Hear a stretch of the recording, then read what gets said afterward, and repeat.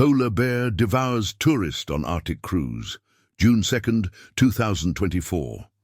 The Arctic air bit through Daniel Foster's expensive winter jacket as he adjusted his Canon EOS R5 camera settings, the viewfinder fogging slightly in the -15-degree temperature. At 39, the Tampa-based real estate developer had spent 18 months planning this Arctic expedition cruise, liquidating stock options to afford the $47,000 per person cost for him and his wife Sarah aboard the luxury expedition vessel Aurora Borealis. The 340-foot ship, operated by Nordic Quest Expeditions, specialized in small group luxury cruises to the world's most remote destinations, carrying only 68 passengers and 42 crew members to Svalbard, Norway's northernmost territory. Daniel had always been obsessed with photography, particularly wildlife photography, ever since his father, Thomas Foster, had given him his first camera on his 10th birthday. Thomas, a career photojournalist for the Tampa Bay Times, had died 3 years earlier from lung cancer, leaving Daniel with an unshakable desire to capture the perfect wildlife shot that had always eluded his father. This trip represented the culmination of that dream. Polar bears in their natural habitat, the apex predators of the Arctic, photographed against the stark beauty of endless ice and crystalline sky. Sarah Foster, 36, sat huddled in the Zodiac boat's stern, her designer Arctic gear making her look like a fashionable astronaut. A pediatric surgeon at Tampa General Hospital, she had initially resisted the expensive trip, arguing they should save the money for their planned fertility treatments. But Daniel's enthusiasm had been infectious, and after years of failed attempts to conceive, she had finally agreed. They needed something to remind them there was beauty and adventure beyond their struggles. She watched her husband with a mixture of love and concern as he leaned precariously over the Zodiac's edge, completely absorbed in his photography. The Zodiac boat operator was Magnus Andersen, a 34-year-old Norwegian with 15 years of Arctic guiding experience. Magnus had grown up in Longyearbyen, Svalbard's largest settlement, where polar bear encounters were part of daily life. Every resident was required by law to carry firearms when leaving the town limits. Magnus wore a Remington 870 shotgun across his back and a flare gun on his hip, standard equipment for all Arctic excursions. He had encountered polar bears dozens of times during his career, always managing situations without incident through proper protocols and respect for the animal's power and unpredictability. Accompanying Magnus was Dr. Elena Kozlova, a 42-year-old marine biologist from the University of Moscow, who served as the expedition's naturalist guide. Elena had spent 8 years studying polar bear behavior in the wild, publishing over 30 research papers on Arctic predator-prey relationships. She carried a tranquilizer rifle and had protocols for various bear encounter scenarios, though she privately worried about tourists who became too focused on photography to maintain proper situational awareness. The Zodiac also carried 6 other passengers. Harold and Margaret Smithfield, a retired couple from Edinburgh celebrating their 40th wedding anniversary. Chen Wei, a 28-year-old software engineer from Singapore documenting his journey for his travel blog. Isabella Rodriguez, a 35-year-old documentary filmmaker from Barcelona working on a film about climate change's impact on Arctic wildlife. And Dr. James Mitchell, a 61-year-old orthopedic surgeon from Boston, traveling alone after his recent divorce. The group had departed the Aurora Borealis at 9:15 a.m., heading toward a known polar bear feeding area near Alkafjelle, a massive seabird cliff located approximately 12 kilometers from their anchorage point. Captain Eriksson had positioned the ship in Hinlopen Strait, a narrow waterway between Spitsbergen and Nordostlandet Islands. The location was chosen specifically because polar bears frequently hunted seals in the area's productive waters, where Arctic cod drew large seal populations to the ice edge. Magnus guided the Zodiac through scattered ice floes, each piece telling a story of the Arctic Ocean's dynamic forces. Some floes stretched over 100 meters across, thick enough to support several polar bears, while others were thin pancakes that would barely hold a person's weight. The ice exhibited every shade of blue and white imaginable, from the brilliant white of fresh snow to the deep azure of compressed ice formed over centuries. Ancient ice, some pieces potentially thousands of years old, showed layers like geological strata containing trapped air bubbles that popped and hissed as they melted. Dr. Kozlova provided running commentary on the Arctic ecosystem. Polar bears are hypercarnivores, she explained, her Russian accent adding gravity to her words. They obtain more than 90% of their calories from seals, primarily ringed seals and bearded seals. An adult male can weigh up to 800 kilograms and requires approximately 20,000 calories per day during feeding periods to sustain their massive size through months of potential fasting. Daniel listened while simultaneously scanning the ice through his telephoto lens. His equipment bag contained over $25,000 worth of camera gear. The Canon EOS R5 body, a 100 to 400 millimeter telephoto lens, a 24 to 70 millimeter standard lens, 3 extra batteries, multiple memory cards, and a sturdy carbon fiber tripod. He had practiced cold weather photography techniques for months, learning to manage condensation, battery life in extreme cold, and the challenges of manual focus with thick gloves. At 10:43 a.m., Magnus spotted the first polar bear through his binoculars. "Isbjørn at 2 o'clock," he announced in his heavily accented English, using the Norwegian word for polar bear.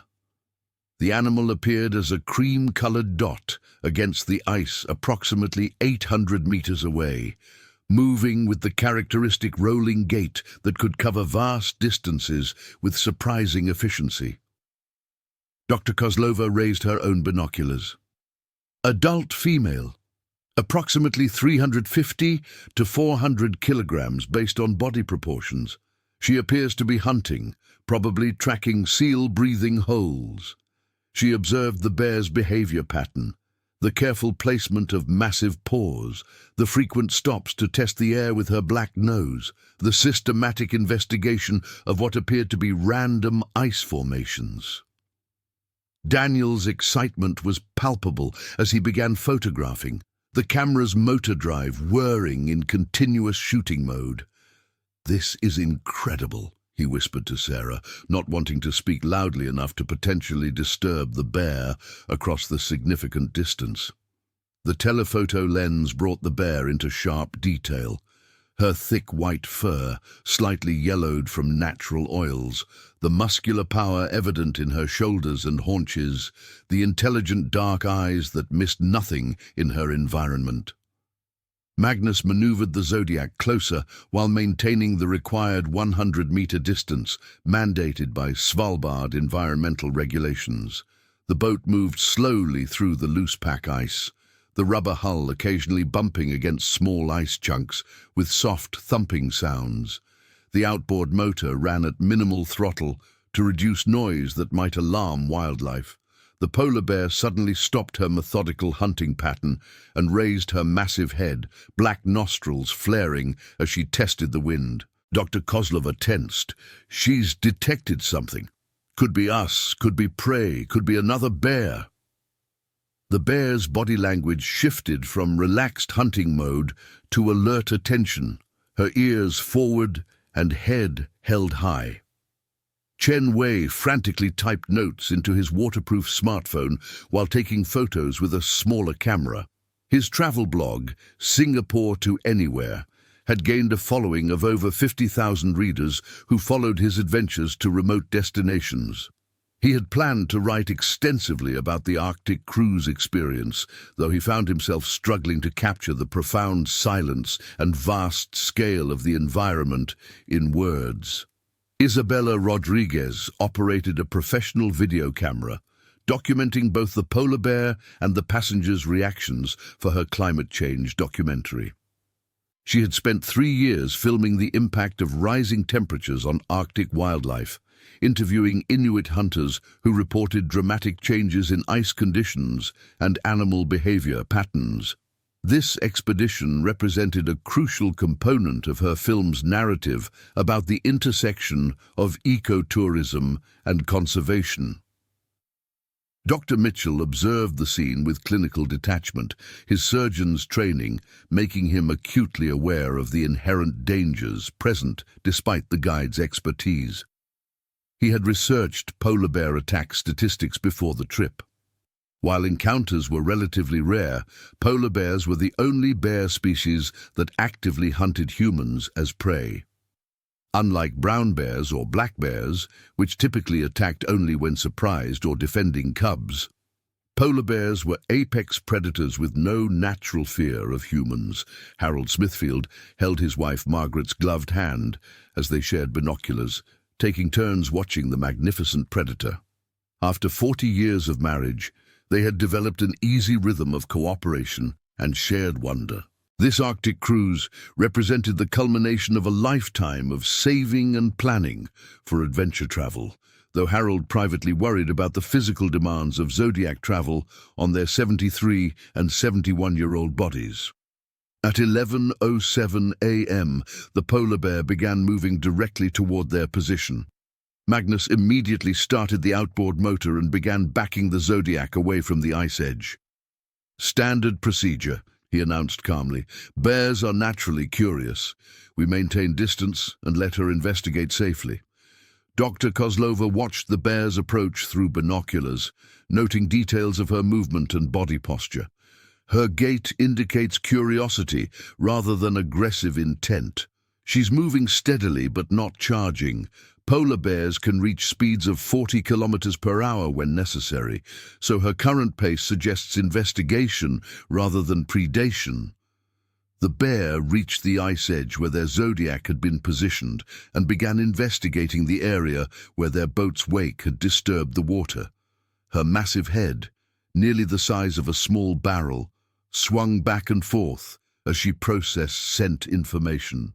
Polar bears possessed one of the most sensitive olfactory systems in the animal kingdom, capable of detecting seal-breathing holes beneath a meter of snow or tracking scent trails across kilometers of ice.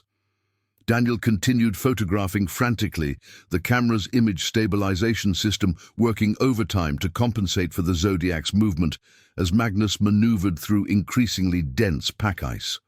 The photographs captured extraordinary detail of the bear's investigation, the texture of her fur, the surprising length of her claws, the intelligent expression in her dark eyes as she processed information about these strange floating visitors. She's approximately 2.5 meters in length and stands about 1.5 meters at the shoulder. Dr. Kozlova provided technical details for Isabella's documentary filming.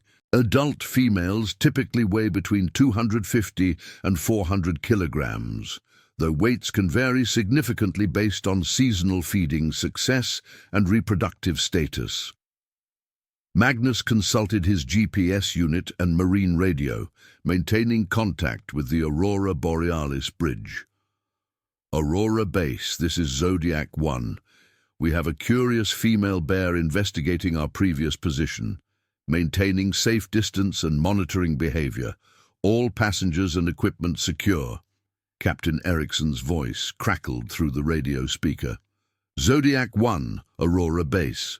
Understood. Weather forecast shows wind increasing to 25 knots from the northwest within 2 hours. Recommend completing excursion and returning to ship by 1300 hours. The polar bear lost interest in the Zodiac's scent trail and began moving parallel to the ice edge, her hunting pattern resuming as she investigated potential seal-breathing holes. Magnus decided to follow at a respectful distance, providing passengers with extended viewing opportunities while the bear remained tolerant of their presence. Over the next 45 minutes, the group observed remarkable bear behavior. The female investigated 17 different locations along a kilometre stretch of ice edge, spending between 2 and 8 minutes at each potential seal hole. Her technique was methodical and patient, approaching each hole downwind, testing for fresh scent, then waiting motionless for up to 15 minutes if conditions seemed promising. Polar bears may wait at breathing holes for hours, Dr. Kozlova explained. Their hunting success rate is typically less than 5%, meaning they must investigate many opportunities to secure sufficient calories. A single adult ringed seal provides approximately 10,000 to 15,000 calories, enough to sustain a bear for 3 to 5 days, depending on activity levels and environmental conditions. At 11:52 a.m., the bear's patience was rewarded. A ringed seal surfaced at one of the breathing holes, its whiskered face appearing for the few seconds necessary to replenish oxygen supplies. The polar bear's strike was explosively fast. Her massive paw, armed with 5 black claws each up to 10 centimeters long, swept through the water with deadly precision. Daniel captured the entire sequence through his telephoto lens, the camera's fast burst mode recording 15 frames per second as the bear executed her kill. The images would later be considered among the finest polar bear hunting photographs ever taken by an amateur photographer, showing every detail of the predator's technique and power. The seal's death was swift and efficient. The bear's crushing bite force, estimated at over 1,500 pounds per square inch, severed the seal's spine instantly. She hauled the 60-kilogram carcass onto the ice with surprising ease, her massive strength making the substantial prey animal appear almost weightless. "That's a successful hunt," Dr. Kozlova observed with professional satisfaction. "The female will likely consume approximately half the carcass immediately, caching the remainder under ice or snow for later consumption. Polar bears are extremely efficient at utilizing every calorie from their prey, consuming blubber, organs, muscle tissue, and even bones." Magnus began maneuvering the Zodiac closer for better photographic opportunities, while the bear was occupied with feeding. The consumption process would likely take several hours, during which the bear would be less likely to show interest in human presence. This represented the optimal situation for wildlife photography, observing natural behavior at close range without disturbing the animal.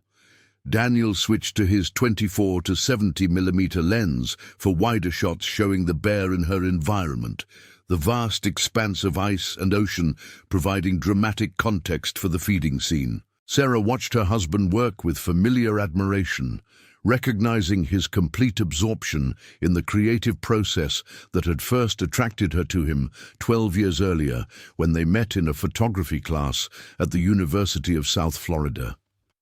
Dr. Mitchell found himself calculating the medical implications of polar bear attacks based on his observations of the bear's power and weaponry. Each claw was essentially a curved dagger capable of inflicting massive trauma. The crushing bite force could shatter human bones with minimal effort. The bear's speed and agility, despite her substantial size, would make escape virtually impossible for any human caught in the open.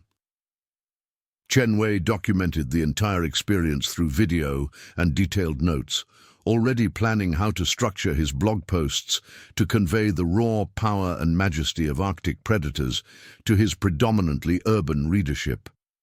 He had traveled to over 40 countries, but had never experienced anything approaching the primal intensity of watching a polar bear hunt and feed in complete freedom. Isabella Rodriguez captured both the bear's feeding behavior and the passengers' reactions, understanding that her documentary needed to show not just wildlife, but human responses to encountering apex predators in their natural environment. The footage would illustrate the complex relationship between ecotourism, conservation funding, and the inherent risks of accessing truly wild places. The Smithfields shared quiet commentary about the experience, their 40 years of marriage having taught them to appreciate extraordinary moments without need for constant verbal processing. Harold had served in the Royal Navy for 25 years, including Arctic patrols, but had never observed polar bears in their natural hunting environment. Margaret, a retired primary school teacher, found herself thinking about how to describe this experience to their grandchildren back in Edinburgh. At 12:18 p.m., Magnus noticed a change in weather conditions. The wind had increased from light and variable to steady 15 knots from the northwest, creating small whitecaps on open water between ice floes. More concerning, a wall of grey clouds approached from the horizon, potentially bringing the forecasted deteriorating conditions earlier than predicted. "We should begin heading back to the ship," Magnus announced. "Weather conditions are changing, and we want to ensure safe transit before winds increase further." He had guided Arctic expeditions for 15 years and understood how quickly conditions could deteriorate in polar regions. What appeared to be minor weather changes could rapidly evolve into dangerous situations for small boats. Dr. Kozlova agreed with Magnus's assessment. "The bear will likely remain with her kill for several hours. We've observed excellent hunting behavior and feeding patterns. This has been an exceptionally successful wildlife encounter. She had participated in hundreds of polar bear observations, but considered this one of the finest examples of natural predator behavior she had witnessed." Daniel reluctantly agreed to end the photography session, though he continued taking pictures as Magnus prepared to depart the area. The final images in his sequence showed the polar bear systematically dismantling her seal prey, blood staining the pristine white ice in dramatic red patterns that created striking compositional elements in his photographs. Magnus started the outboard motor and began navigating away from the feeding bear, planning a route through the pack ice that would provide the most direct path back to the Aurora Borealis. The ship appeared as a small, dark silhouette against the ice approximately 8 kilometers distant, her position marked by the distinctive red hull paint that made Nordic Quest Expeditions vessels easily identifiable in Arctic conditions. The Zodiac moved through increasingly complex ice formations as they traveled away from the open water feeding area. Pack ice conditions had shifted during their 3-hour excursion, with current and wind pushing flows into more concentrated patterns that required careful navigation to avoid damaging the boat's rubber hull or outboard motor propeller. At 12:31 p.m., approximately 2 kilometers from the Aurora Borealis, Magnus spotted a second polar bear. This bear was significantly larger than the female they had been observing, clearly an adult male based on his massive size and distinctive body proportions. Adult male polar bears could reach weights exceeding 800 kilograms and lengths over 3 meters, making them among the largest terrestrial carnivores on Earth. "Large male at 10 o'clock, Magnus announced, immediately altering course to maintain maximum distance from the new bear. Male polar bears were inherently more dangerous than females, particularly during mating season or when food resources were scarce. Their territorial nature and willingness to view humans as potential prey made encounters significantly more hazardous. Dr. Kozlova raised her binoculars and observed the male's behavior pattern. "He's moving with purpose, not random wandering. Could be territorial patrol, could be tracking scent of the female we observed earlier.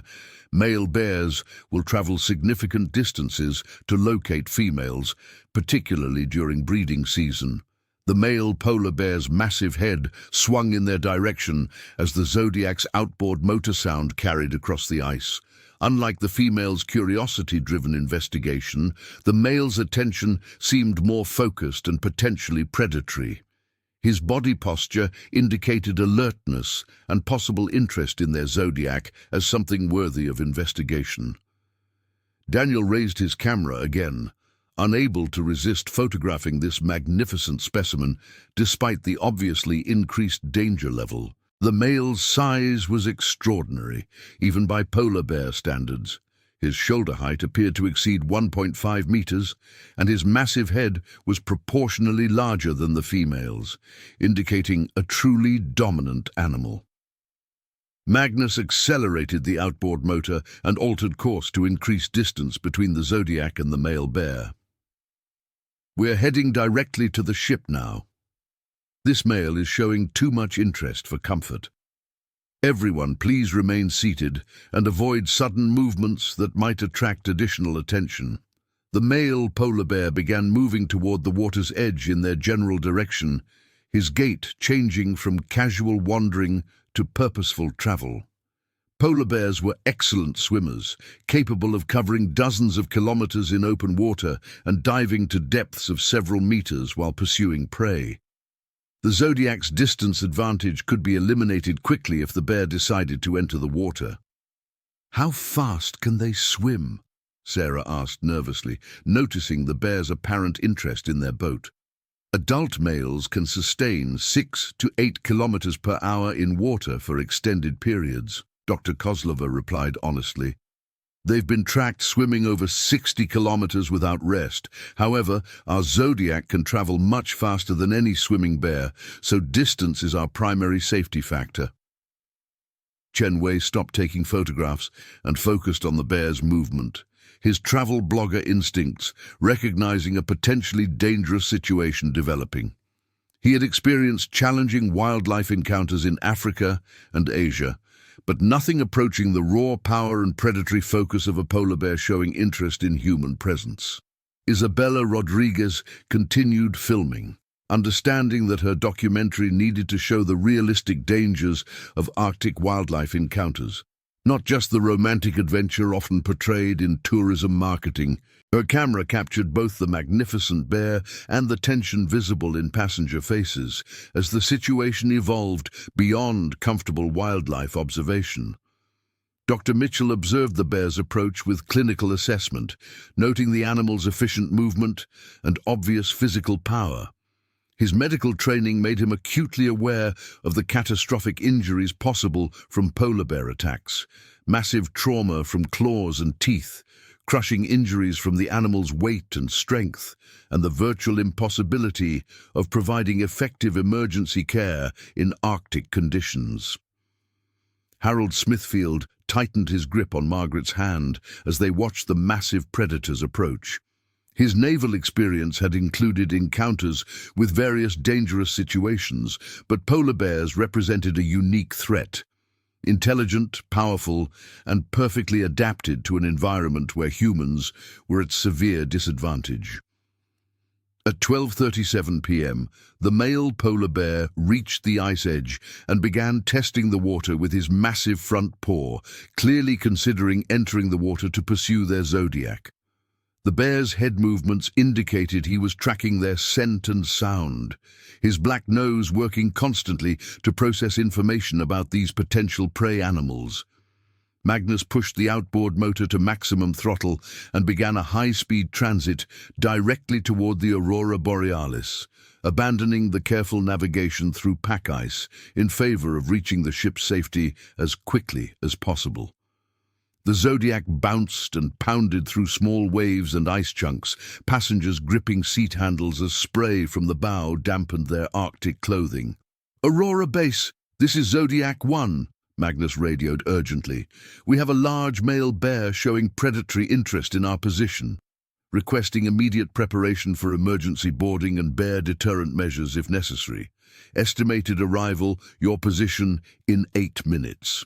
Captain Ericsson's response was immediate and professional. "Zodiac 1, Aurora Base. Understood. Bridge crew is monitoring your approach with binoculars. Ship's rifle team is being briefed on potential deterrent procedures. Maintain maximum speed and radio contact." The polar bear entered the water with surprising grace for such a massive animal, his powerful limbs propelling him through the frigid Arctic Ocean with obvious strength and efficiency.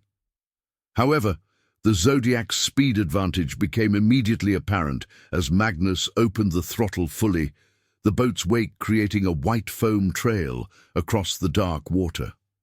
Dr. Kozlova monitored the bear's swimming progress through binoculars while bracing against the Zodiac's violent motion through increasingly rough seas.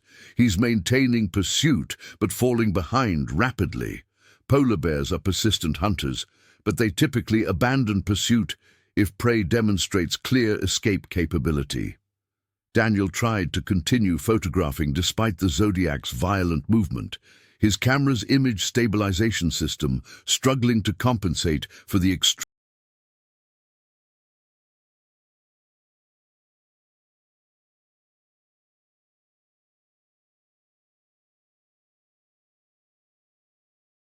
motion as they crashed through waves and around ice chunks. The images captured during this escape sequence would later be valued for their documentation of polar bear pursuit behavior, though many were blurred beyond use due to the boat's erratic movement. At 12:43 p.m., approximately 1 kilometer from the Aurora Borealis, the pursuing polar bear abandoned his chase and began swimming back toward the ice edge. The energy expenditure required for extended pursuit of fast-moving prey was not justified when easier hunting opportunities might be available elsewhere. Magnus gradually reduced speed as the immediate threat diminished, though he maintained direct course toward the ship rather than resuming casual exploration. The encounter had demonstrated how quickly situations could develop in polar bear territory, transforming routine wildlife observation into potentially life-threatening circumstances. That was a textbook example of polar bear predatory interest, Dr. Kozlova explained, as passengers' heart rates began returning to normal levels. The male was evaluating us as potential prey and decided to test our response. When we demonstrated superior speed and clear escape capability, he abandoned pursuit as energetically inefficient. Chen Wei documented his emotional response to the encounter, noting how quickly his perception had shifted from tourist observation to genuine fear for personal safety. The experience would become a central element of his travel blog, providing readers with honest assessment of the risks inherent in authentic wildlife encounters. Isabella Rodriguez reviewed footage captured during the escape sequence, recognizing powerful documentary material that illustrated the reality of human vulnerability in Arctic environments. The contrast between passengers' initial excitement and subsequent fear would effectively communicate the complex emotions involved in accessing truly wild places. Dr. Mitchell found himself professionally analyzing the medical evacuation challenges that would have existed if the bear had successfully attacked their Zodiac. Arctic conditions would have made helicopter rescue extremely difficult, while the nearest hospital with trauma capabilities was over 1,000 kilometers away in Tromsø, Norway. The Smithfields processed their fear and excitement together, their long marriage providing a framework for sharing intense emotional experiences. Harold's military training had prepared him for dangerous situations, though polar bear encounters represented a unique threat, requiring completely different survival strategies than human conflicts. Sarah Foster held Daniel's hand tightly as they approached the ship's safety, her medical training making her acutely aware of the catastrophic injuries possible from polar bear attacks. She found herself calculating survival rates for various trauma scenarios while simultaneously feeling gratitude for Magnus's professional competence in managing the dangerous encounter. At 12:49 p.m., the Zodiac reached the Aurora Borealis, and passengers began the transfer process back aboard the ship. The Zodiac platform, designed for efficient passenger loading, allowed rapid boarding while maintaining stability in moderate seas. Ship's crew members assisted with equipment transfer and provided hot beverages to passengers who had spent over 3 hours in sub-zero Arctic conditions. Captain Eriksson met the returning group personally, conducting a brief debriefing about the polar bear encounter to assess whether additional safety protocols were necessary for subsequent excursions. Magnus provided detailed information about both bears' locations, behavior patterns, and the male's pursuit response, data that would influence planning for the next day's activities. Dr. Kozlova filed an official wildlife encounter report with Svalbard environmental authorities, documenting both bears' behavior for scientific research databases used to track polar bear population dynamics and human interaction patterns. Such reports contributed to ongoing research about climate change impacts on polar bear behavior and territory usage. Daniel reviewed his photographs using the ship's high-resolution computer displays, initially thrilled by the remarkable images he had captured. The feeding sequence showed extraordinary detail of polar bear hunting and consumption behavior, while the pursuit images documented genuine predatory interest that few photographers had ever captured. However, as Daniel processed the day's events, he found himself increasingly unsettled by how close they had come to potential disaster. The male polar bear's obvious interest in their zodiac had transformed what began as exciting wildlife photography into a genuine survival situation requiring professional intervention and emergency procedures. Sarah noticed her husband's changing mood as he reviewed his photographs that evening during dinner in the ship's elegant dining room. The Arctic adventure that had begun as romantic escape from their fertility struggles had introduced new anxieties about mortality and vulnerability that neither had anticipated when planning their expensive dream vacation. The ship's dining room buzzed with conversation about the day's polar bear encounters as passengers shared experiences and processed their emotions through storytelling. Other zodiac groups had observed bears from safer distances, making Daniel's group's close encounter the day's most dramatic wildlife experience. Chen Wei began writing his blog post about the encounter, struggling to balance honest reporting about the dangers with his responsibility to avoid discouraging responsible eco-tourism that funded Arctic conservation efforts. His readers expected authentic adventure stories, but he recognized the need to emphasize professional guidance and safety protocols. Isabella Rodriguez reviewed hours of footage captured during the expedition, identifying powerful sequences that would illustrate the complex relationship between conservation, tourism, and human vulnerability in Arctic environments. The contrast between passengers' initial excitement and subsequent fear provided compelling narrative structure for her documentary film. Dr. Mitchell found himself researching polar bear attack statistics and medical literature about treating massive trauma in remote locations. His surgical training made him particularly aware of the medical impossibility of treating severe polar bear injuries without immediate access to advanced trauma facilities and blood transfusion capabilities. The Smithfields retired to their cabin early, emotionally exhausted by the intensity of their Arctic encounter. Their 40 years of marriage had included various adventures and challenges, but nothing approaching the primal fear and subsequent relief they had experienced during the polar bear pursuit. As the aurora borealis continued northward through Svalbard's remote waters, passengers gradually processed their shared experience of encountering genuine apex predators in their natural environment. The expedition had provided exactly what Nordic quest expeditions promised: authentic Arctic wildlife encounters that would create lifetime memories. However, the day's events had also demonstrated the inherent unpredictability of polar bear behavior and the constant vigilance required for human safety in Arctic environments. What had begun as routine wildlife photography had evolved into a situation requiring emergency response and professional intervention. Magnus spent the evening reviewing safety protocols with other Zodiac operators and updating his assessment of current polar bear activity in their cruising area. 15 years of Arctic guiding had taught him that successful wildlife encounters required constant attention to changing conditions and animal behavior patterns.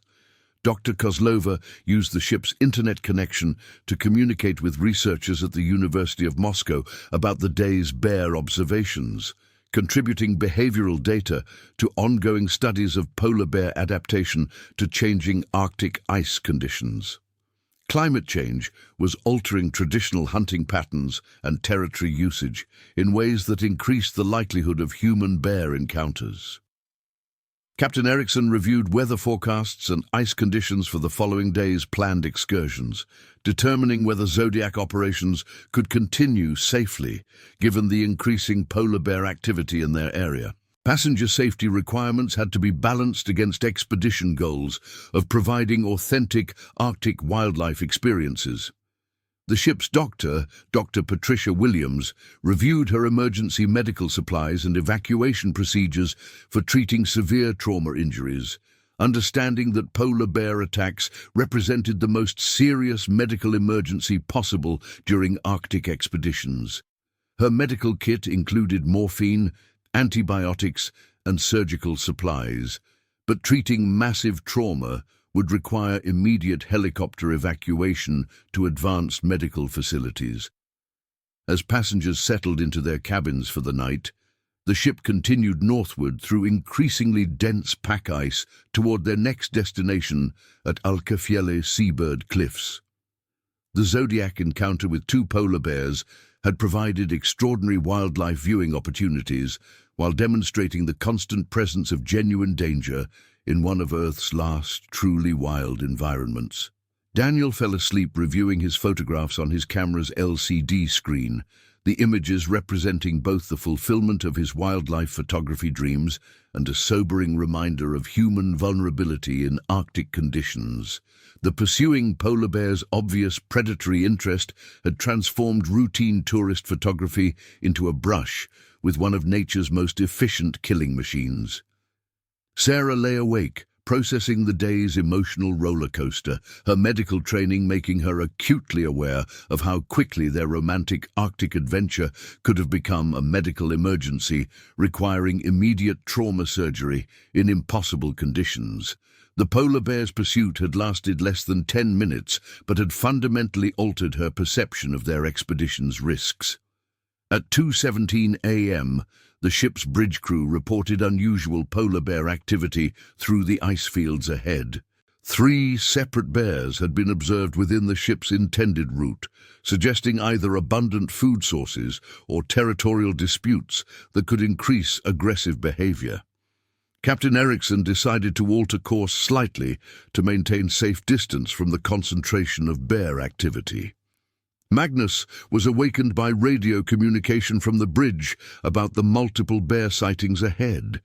His experience suggested that clusters of polar bears often indicated rich feeding opportunities that could make individual animals more territorial and potentially aggressive toward human presence. Tomorrow's Zodiac excursions would require enhanced safety protocols and possibly modified routes. Dr. Kozlova received the bridge report with scientific interest, understanding that multiple bears in close proximity could indicate either seasonal congregation around food sources or territorial disputes between males seeking mating opportunities. Either scenario would increase the complexity and potential danger of Zodiac operations in the area. The Aurora Borealis continued through the Arctic night, her reinforced hull designed for navigation through moderate pack ice while maintaining passenger comfort and safety. The ship's ice-strengthened construction and experienced Arctic crew provided the foundation for safe expedition cruising in one of the world's most challenging marine environments. As the ship moved through increasingly concentrated ice fields toward Alkafjelle, passengers slept unaware that their Zodiac encounter with polar bears had been merely the introduction to a region where apex predators were gathering in unusual numbers, creating conditions that would test every safety protocol and emergency procedure in the expedition cruise industry.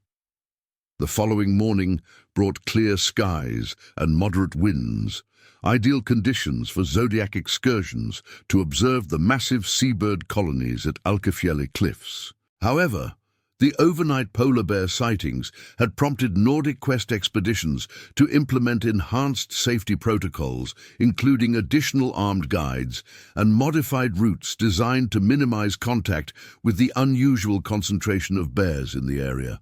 Daniel woke early and immediately began checking his camera equipment, eager to continue photographing Arctic wildlife despite the previous day's close encounter with predatory behavior.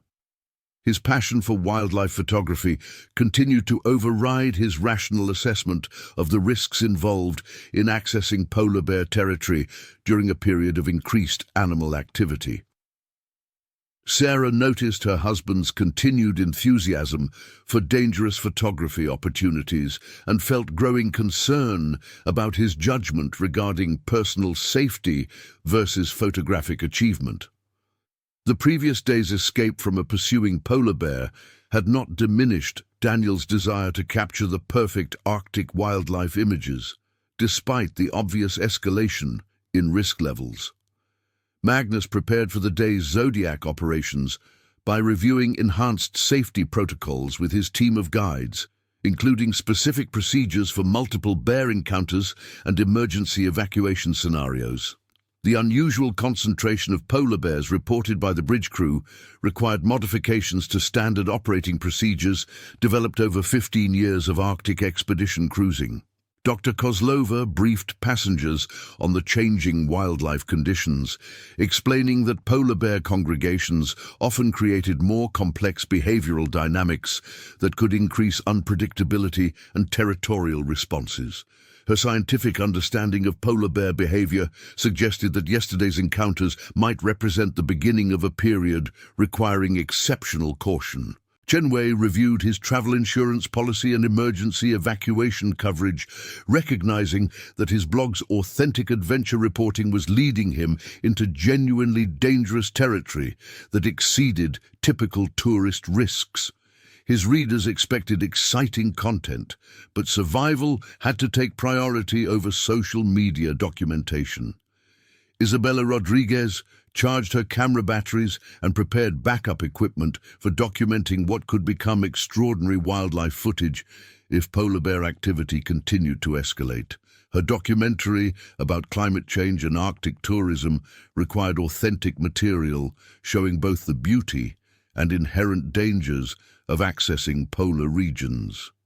Dr. Mitchell researched helicopter evacuation procedures and trauma treatment facilities in Arctic regions, his medical training making him acutely aware of the catastrophic consequences possible if their enhanced wildlife encounters escalated beyond peaceful observation. The nearest trauma hospital remained over 1,000 kilometers away across dangerous flying conditions. The Smithfields discussed whether to participate in the day's Zodiac excursions given the increased polar bear activity and their age-related concerns about rapid evacuation from dangerous situations. Their 40 years of marriage had taught them the importance of shared decision-making about acceptable risk levels during adventure travel. Captain Eriksson held a mandatory safety briefing for all passengers, emphasizing the unusual polar bear activity in their destination area and the enhanced protocols being implemented for Zodiac operations. Participation in excursions would be voluntary, with alternative activities available aboard ship for passengers preferring to avoid increased wildlife encounter risks. At 8:30 a.m., the Aurora Borealis reached the designated Zodiac launching area approximately 2 kilometers from Alcafjelle Cliffs, positioning the ship for optimal passenger access to seabird colonies while maintaining safe distance from the reported polar bear concentrations. The massive cliff face rose over 100 meters from the sea, hosting thousands of seabirds in one of the Arctic's most spectacular wildlife displays. Magnus conducted final equipment checks on his Zodiac while observing ice conditions and scanning for polar bear activity in the excursion area. His 15 years of Arctic experience had taught him to maintain constant vigilance for changing wildlife behavior, particularly when previous encounters had demonstrated predatory interest in human presence. Dr. Kozlova carried additional emergency equipment, including extra flare guns and bear deterrent devices, understanding that multiple bear encounters might require enhanced defensive capabilities beyond standard expedition protocols. Her research experience with polar bear behavior had shown that unusual congregation patterns often preceded aggressive territorial disputes. Daniel loaded his camera equipment into the Zodiac with obvious excitement, his photographer's instincts overriding concerns about the enhanced safety protocols being implemented due to increased polar bear activity. The previous day's extraordinary images had created an addictive desire for even more dramatic wildlife encounters and photographic opportunities. Sarah reluctantly joined her husband in the Zodiac, despite her growing concerns about his judgment regarding personal safety, her medical training making her acutely aware of the trauma treatment impossibilities that would exist if wildlife encounters escalated beyond peaceful observation to actual predatory behavior or territorial aggression. At 9:15 a.m., Magnus guided the Zodiac away from the Aurora Borealis toward Alcafiele Cliffs, scanning constantly for polar bear activity while maintaining radio contact with the ship's bridge crew, who monitored the excursion through high-powered binoculars. The enhanced safety protocols included predetermined emergency procedures for rapid Zodiac recovery if dangerous wildlife encounters developed. The approach to Alcafiele revealed the spectacular scope of Arctic seabird colonies, with thousands of guillemots, kittiwakes and fulmars occupying every available nesting ledge on the massive cliff face. The cacophony of bird calls and the constant movement of feeding flights created a dramatic contrast to the pristine silence of polar bear territory. However, Dr. Kozlova noticed unusual absence of seabirds from lower cliff sections where polar bears might be able to access nesting areas. Seabird behavior suggests predator presence, she observed through binoculars. Birds are avoiding lower elevations where they would normally nest, possibly indicating bear activity in the area. Magnus immediately altered course to maintain greater distance from the cliff base, understanding that polar bears were excellent climbers, capable of accessing seabird nesting areas up to significant heights on cliff faces. The unusual seabird distribution pattern suggested recent or ongoing bear presence that could create dangerous encounter situations. At 9:43 a.m., the first polar bear appeared on a ledge approximately 30 meters above sea level, systematically raiding seabird nests and consuming eggs and chicks with obvious familiarity with cliff climbing techniques. The bear's presence explained the seabird's avoidance of lower nesting areas and suggested that multiple bears might be exploiting this concentrated food source. Daniel immediately began photographing the cliff-climbing bear, his telephoto lens capturing extraordinary images of polar bear feeding behavior that few wildlife photographers had ever documented. The bear's agility and climbing technique were remarkable for such a massive animal, demonstrating adaptability that exceeded most people's understanding of polar bear capabilities. Adult female, approximately 400 kilograms, Dr. Kozlova assessed through binoculars. Cliff climbing for seabird predation is documented behavior, but rarely observed by researchers. This suggests either exceptional individual hunting skills or environmental pressures forcing adaptation to alternative food sources. Magnus maintained safe distance while maneuvering for optimal photographic angles, his experience recognizing that cliff-climbing bears presented unique dangers since they could potentially access higher vantage points for observing zodiac movements and planning approach strategies. Traditional escape routes might be compromised if bears had elevated observation positions. A second polar bear appeared on the cliff face approximately 100 meters from the first, suggesting that multiple bears had discovered the seabird colony as a feeding opportunity. The presence of multiple bears in close proximity created territorial dynamics that could increase aggressive behavior and unpredictable responses to human presence. Chen Wei documented the extraordinary scene while calculating the blog post implications of witnessing rarely observed polar bear behavior. His readers would be fascinated by cliff-climbing bears raiding seabird colonies, though he struggled to convey the growing sense of danger as multiple apex predators demonstrated unexpected hunting adaptations. Isabella Rodriguez filmed continuously, recognizing that her documentary was capturing unprecedented footage of polar bear adaptation to changing Arctic food availability. Climate change was forcing polar bears to explore alternative feeding strategies as traditional ice-based seal hunting became less reliable due to warming temperatures. Dr. Mitchell observed the bears' climbing techniques with professional interest while calculating the medical implications of potential falls or aggressive encounters on steep cliff faces. Emergency evacuation from cliff areas would be virtually impossible, making any incident potentially fatal regardless of medical intervention capabilities. The Smithfields watched the remarkable scene with mixture of wonder and growing concern about the increasing complexity of wildlife encounters. Two polar bears on cliff faces created multiple threat vectors that exceeded the previous day's single pursuing bear situation, requiring constant monitoring of escape routes and emergency procedures.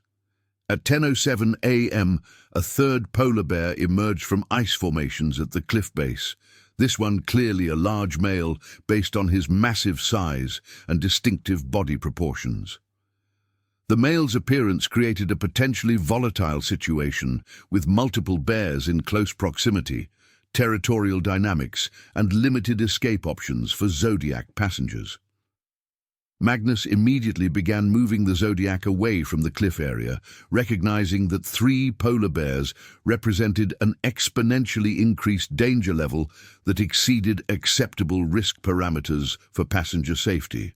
The male bear's presence could trigger territorial disputes or competitive behavior that would make the entire area dangerous for human presence.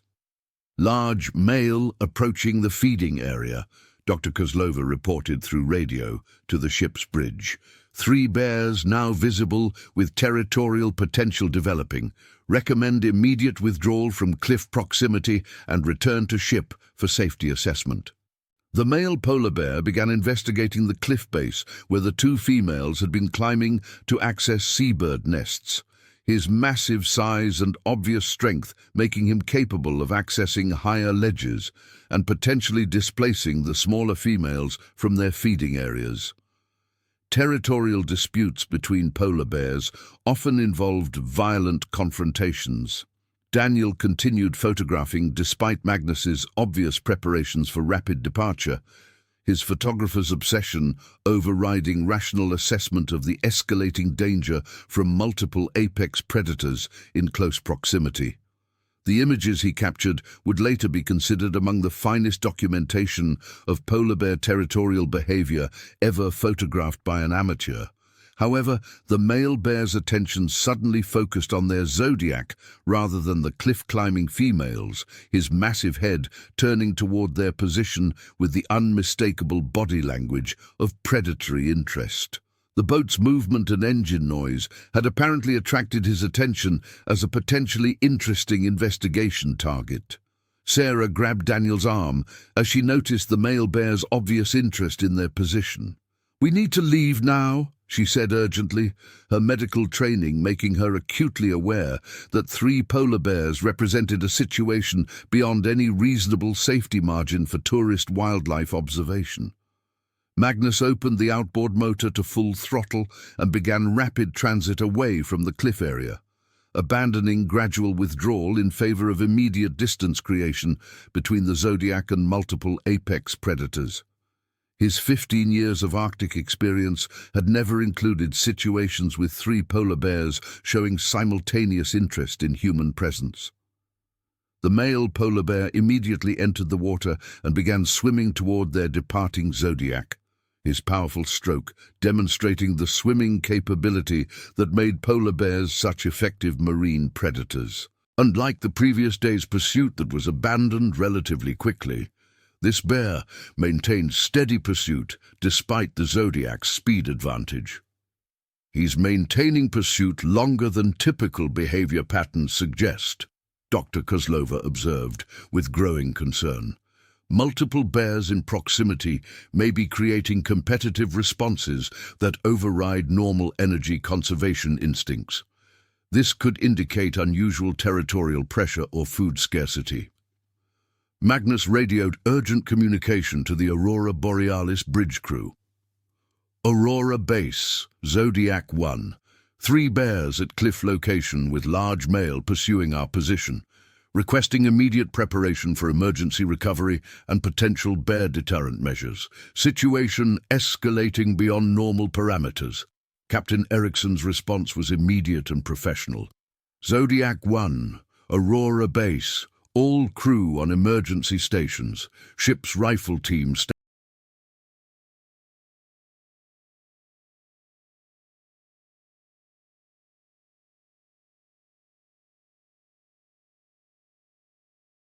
standing by. Maintain maximum speed and direct approach to recovery platform. Medical team alerted for potential emergency procedures. The pursuing polar bear demonstrated remarkable persistence, maintaining steady pursuit for over 10 minutes despite the Zodiac's speed advantage and increasing distance from shore. His swimming technique was efficient and powerful, covering water at a rate that surprised even Dr. Kozlova's extensive experience with polar bear aquatic capabilities. Daniel attempted to continue photographing the pursuing bear while the Zodiac pounded through increasingly rough seas toward the ship's safety, his camera's image stabilization struggling to compensate for violent motion as Magnus pushed the outboard motor beyond normal operating parameters to maximize escape speed. Chen Wei stopped documenting the encounter and focused entirely on personal safety as the situation evolved beyond exciting wildlife observation into genuine life-threatening emergency, requiring immediate evacuation to ship-based safety. His travel blog would later describe this as the most dangerous wildlife encounter of his extensive international adventure travel experience. Isabella Rodriguez continued filming while bracing against the Zodiac's violent motion, understanding that her documentary was capturing extraordinary footage of escalating human-wildlife conflict in Arctic environments. The pursuing bear's persistence suggested behavioral adaptations that exceeded normal polar bear predatory patterns. Dr. Mitchell calculated emergency medical scenarios while observing the bear's continued pursuit, recognizing that polar bear attacks would likely result in massive trauma requiring immediate surgical intervention impossible to provide in Arctic conditions. The nearest trauma center remained over 1,000 kilometers away across dangerous weather conditions.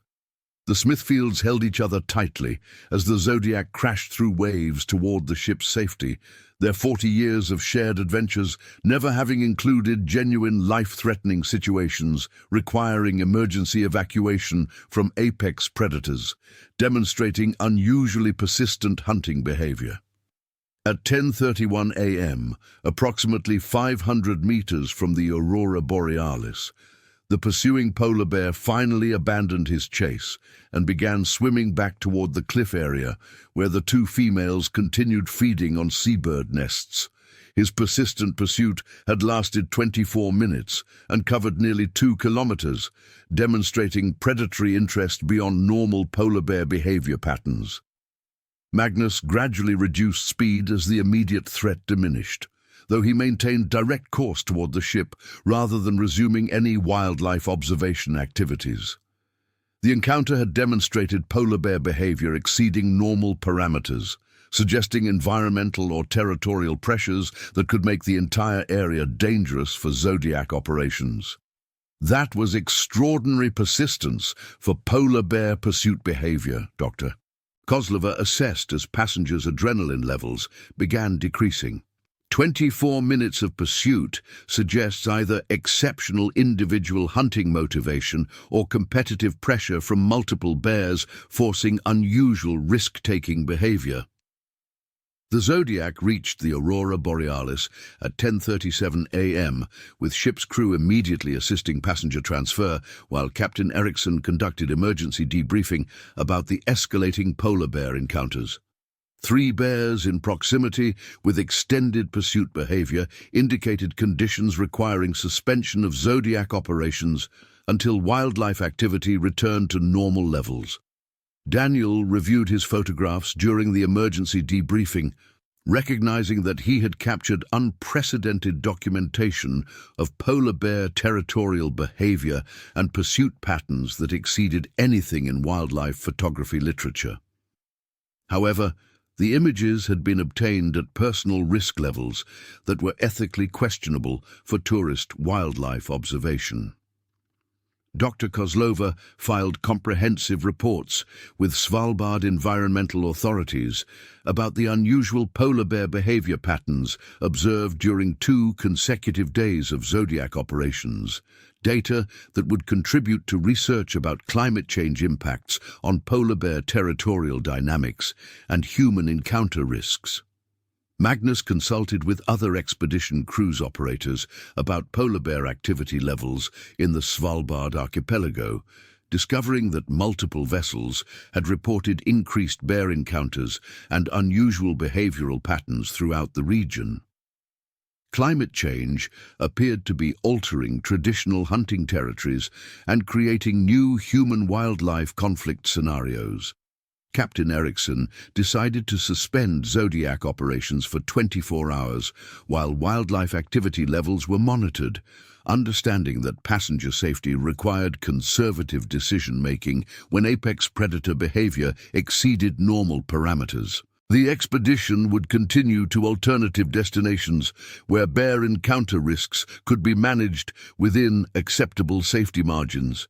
The ship's doctor, Dr. Williams, reviewed emergency medical procedures with her medical team, understanding that continued polar bear encounters at escalating intensity levels could eventually result in actual attacks requiring immediate trauma surgery in impossible conditions. Prevention through conservative safety protocols was preferable to treating catastrophic injuries. As the Aurora Borealis moved away from the Alcafiele area toward alternative destinations, passengers processed their 2nd consecutive day of intense polar bear encounters that had exceeded normal wildlife observation parameters. The expedition was providing authentic Arctic experiences while demonstrating the inherent unpredictability of apex predator behavior. Chen Wei began writing about the escalating wildlife encounters, struggling to balance honest reporting about genuine dangers with his responsibility to avoid discouraging responsible ecotourism that funded Arctic conservation research.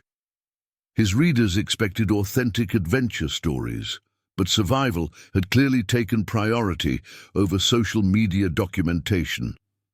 Isabella Rodriguez reviewed footage from 2 days of unprecedented polar bear encounters, recognizing powerful documentary material that illustrated climate change, impacts on Arctic wildlife behavior, and the complex relationship between conservation tourism and human safety in increasingly unpredictable environmental conditions.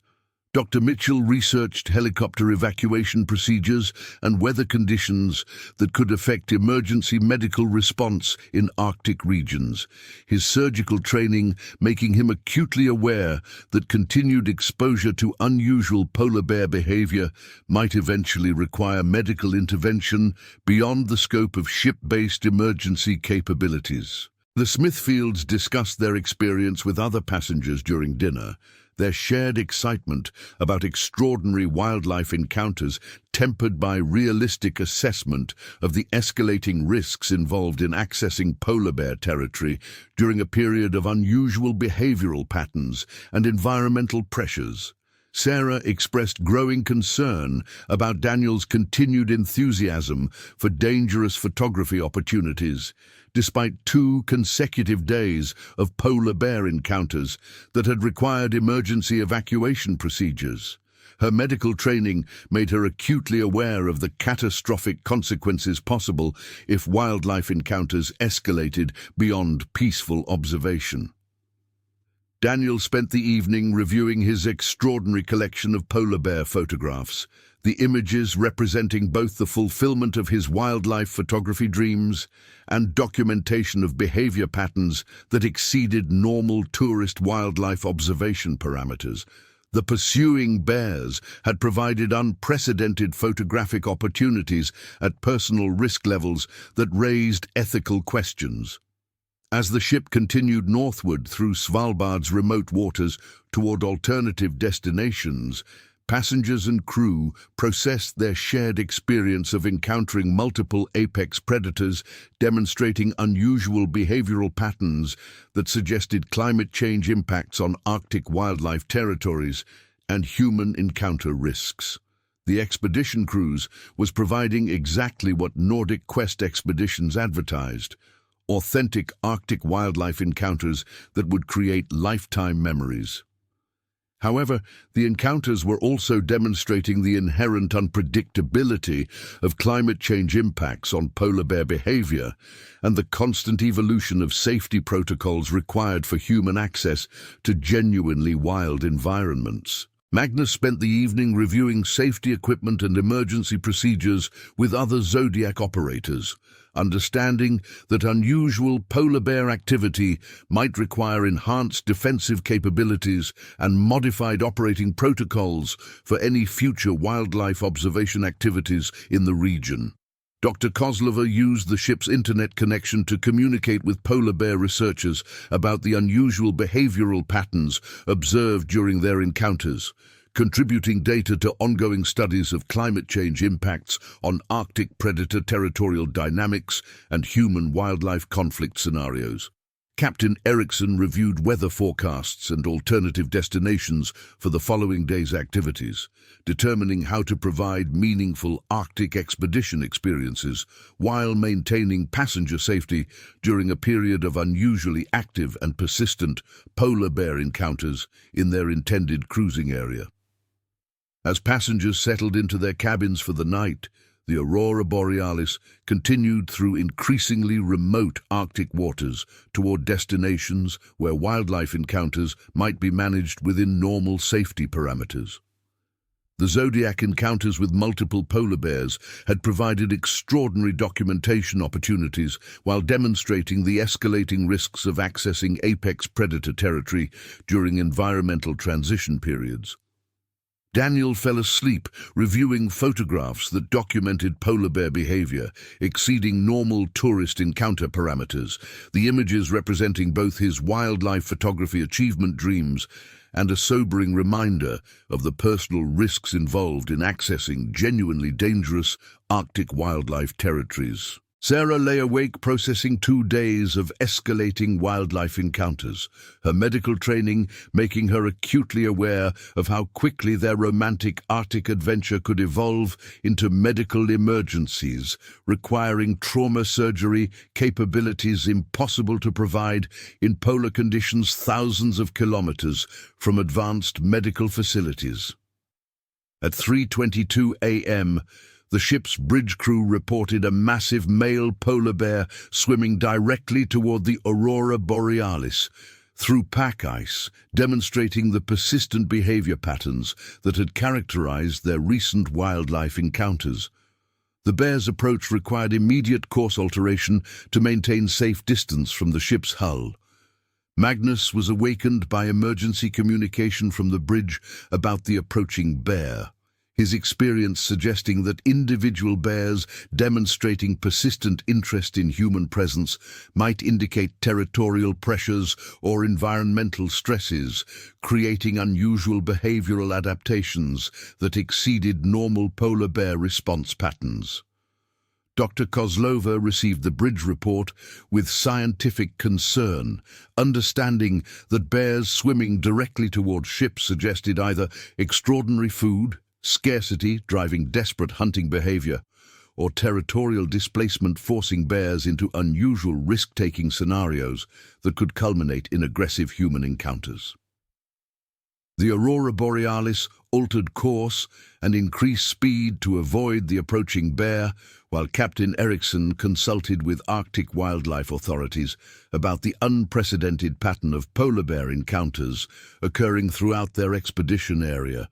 Multiple ships were reporting similar experiences with unusually persistent and aggressive bear behavior. As the ship moved through the Arctic night away from the pursuing bear, passengers slept unaware that their expedition was encountering polar bear behavior patterns that exceeded documented parameters for human-wildlife interactions in Arctic environments, creating conditions that would soon test every safety protocol and emergency procedure in expedition cruise operations.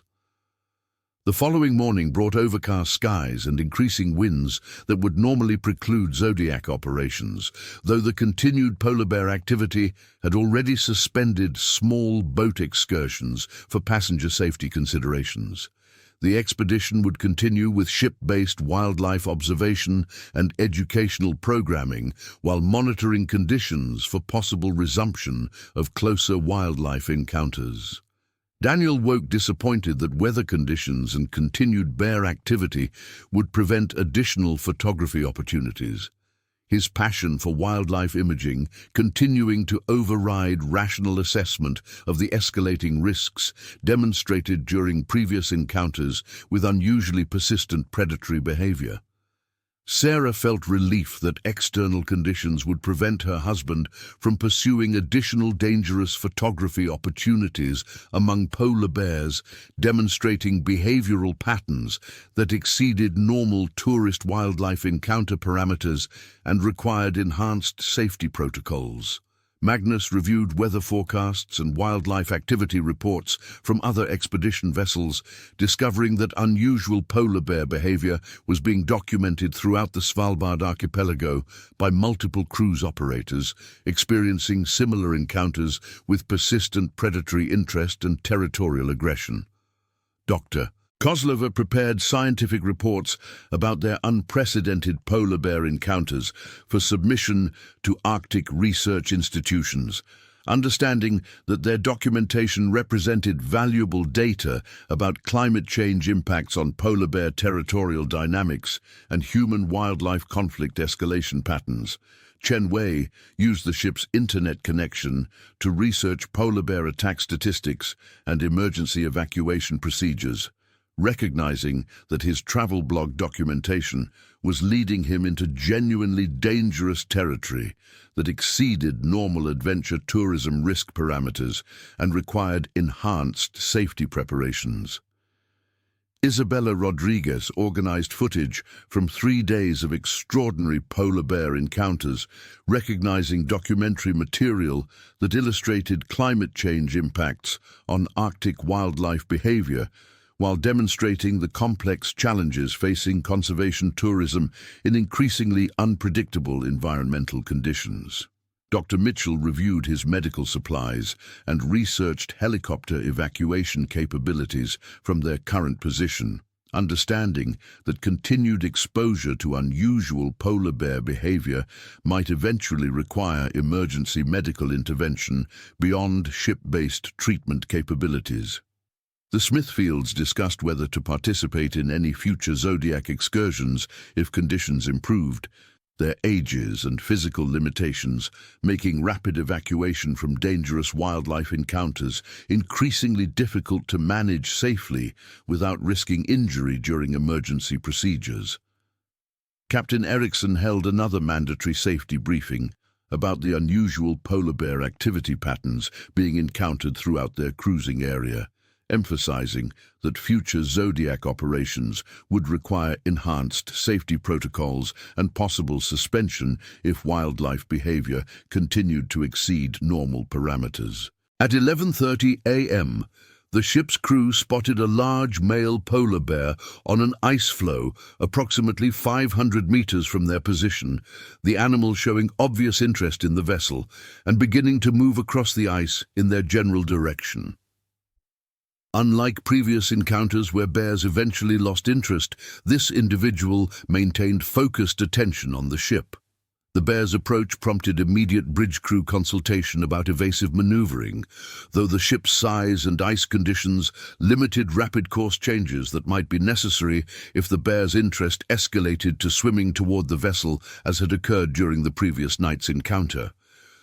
Dr. Kozlova observed the bear's behavior through high-powered binoculars, noting systematic movement patterns that suggested purposeful approach rather than casual curiosity. His body language indicates focused interest rather than random ice travel. This could be another example of the unusual persistence we've been encountering. Magnus prepared emergency protocols for potential bear encounter at ship level, understanding that polar bears were capable of climbing ships' hulls and accessing deck areas if their interest escalated beyond observation to actual boarding attempts. Enhanced defensive measures would be required if the bear approached closer than safety margins allowed. Daniel attempted to photograph the approaching bear from the ship's deck, despite crew instructions to remain inside protected areas. His photographer's instincts continuing to override safety considerations, even when encounters had escalated beyond normal wildlife observation into genuine emergency situations.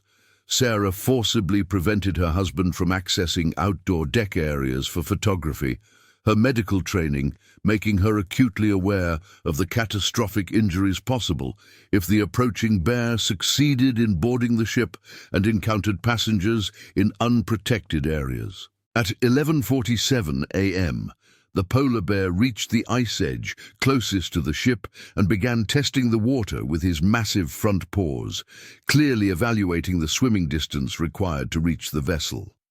His behavior suggested the same persistent predatory interest that had characterized previous encounters with their Zodiac operations.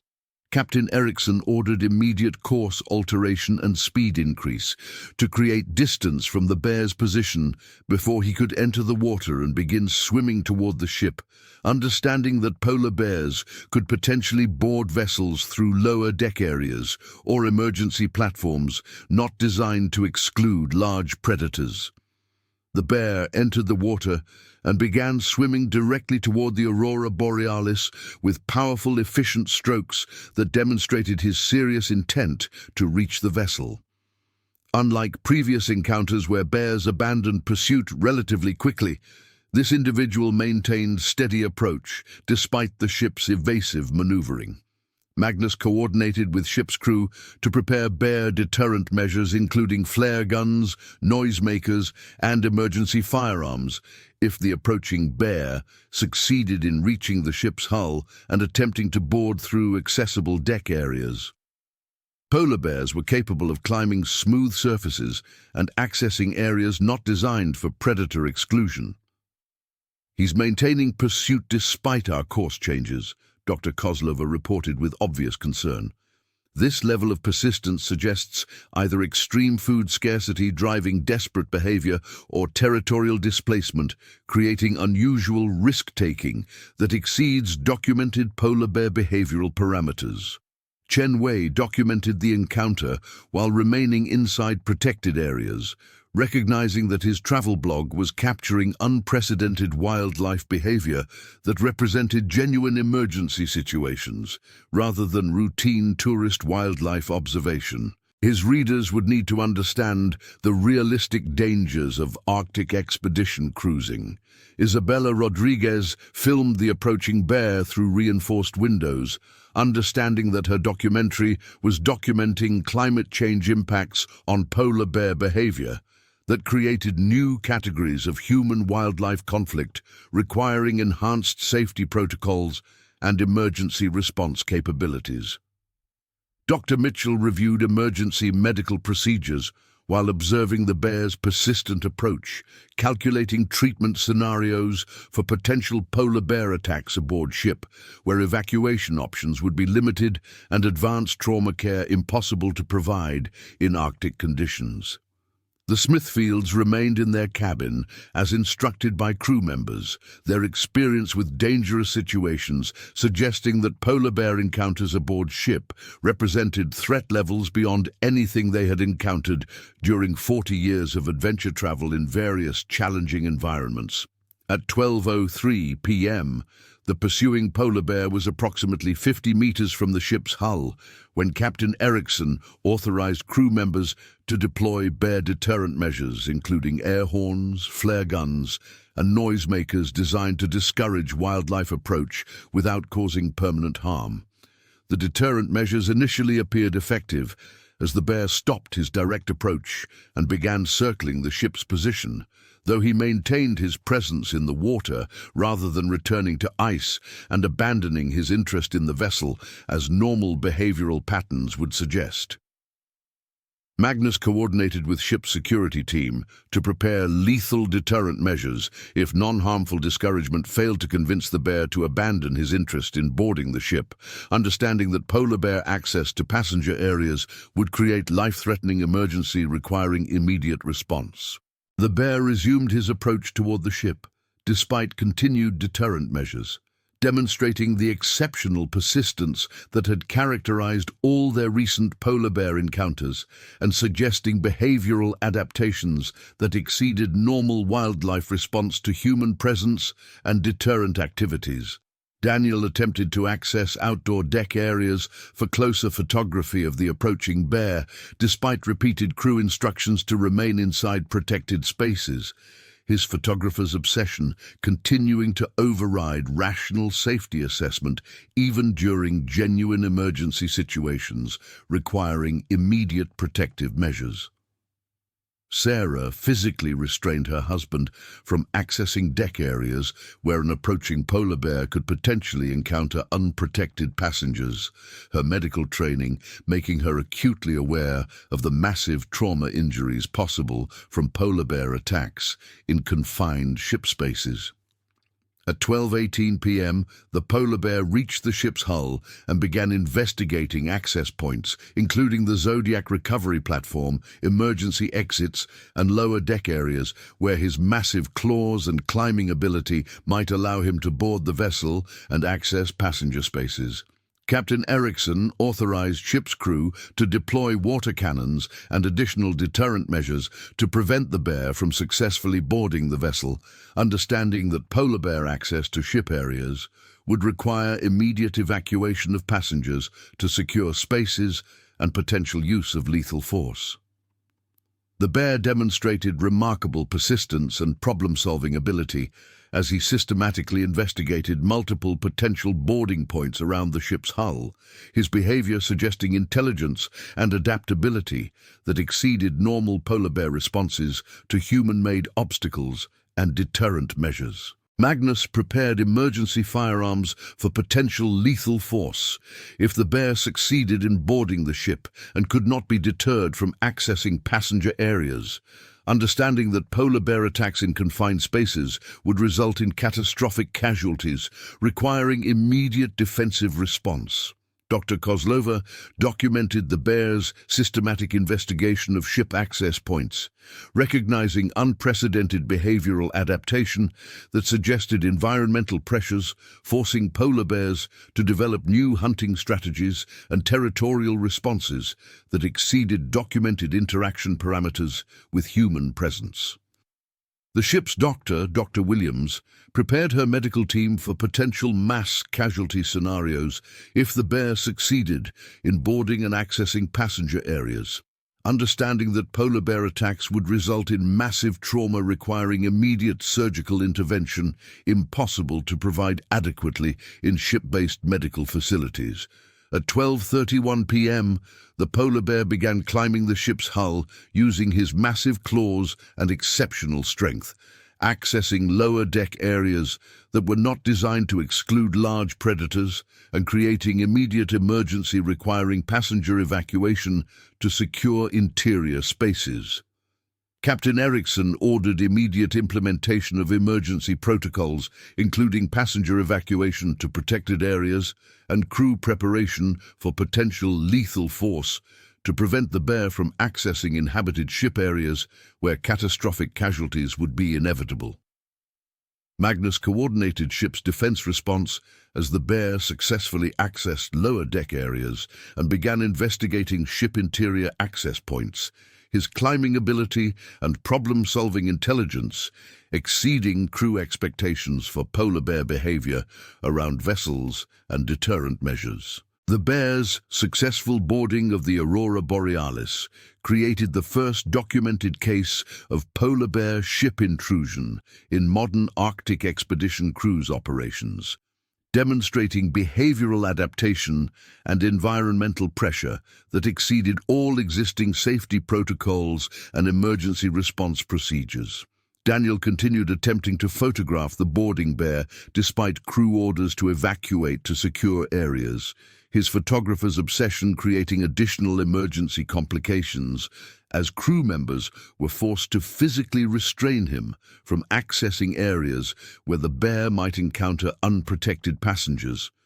Sarah worked with crew members to forcibly evacuate her husband to secure ship areas while the polar bear investigated lower deck spaces, her medical training making her aware that any encounter between the bear and unprotected passengers would result in unsurvivable trauma, requiring immediate amputation and massive blood transfusion.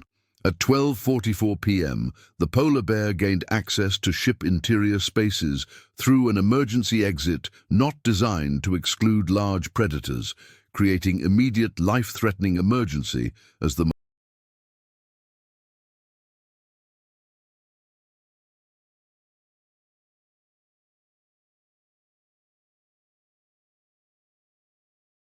most dangerous Arctic predator began exploring inhabited vessel areas containing 68 passengers and 42 crew members.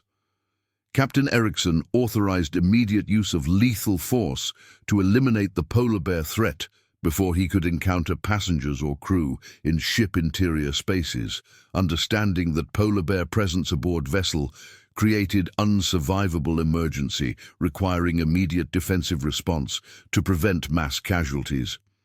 Magnus and ship's security team advanced toward the bear's location with emergency firearms, understanding that polar bear elimination was necessary to prevent catastrophic passenger casualties in confined ship spaces, where escape would be impossible and medical treatment inadequate for massive trauma.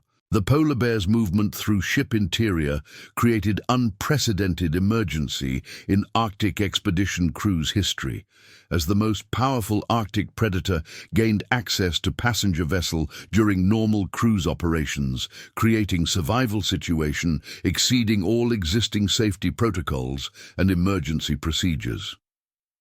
Dr. Kozlova documented the bear's shipboard behavior while evacuating to secure areas. Recognizing that this represented completely new category of human-wildlife conflict created by climate change pressures, forcing polar bears to develop unprecedented hunting strategies and territorial adaptations. The ship's announcement system directed all passengers and non-essential crew to evacuate immediately to secure interior spaces, while armed crew members advanced to confront the polar bear in ship corridors, creating the first documented polar bear elimination scenario aboard passenger vessel in Arctic waters.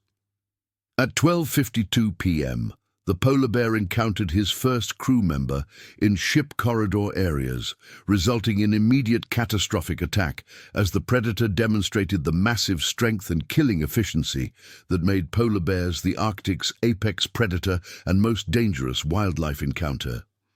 The crew members' screams echoed through ship corridors as the polar bear's attack created the first human casualty of their expedition, massive trauma and blood loss occurring within seconds as the predator's 800-pound weight and 10-centimeter claws inflicted unsurvivable injuries in confined ship spaces. Magnus and security team reached the attack location to find the crew member suffering massive trauma and blood loss while the polar bear continued his systematic investigation of ship interior.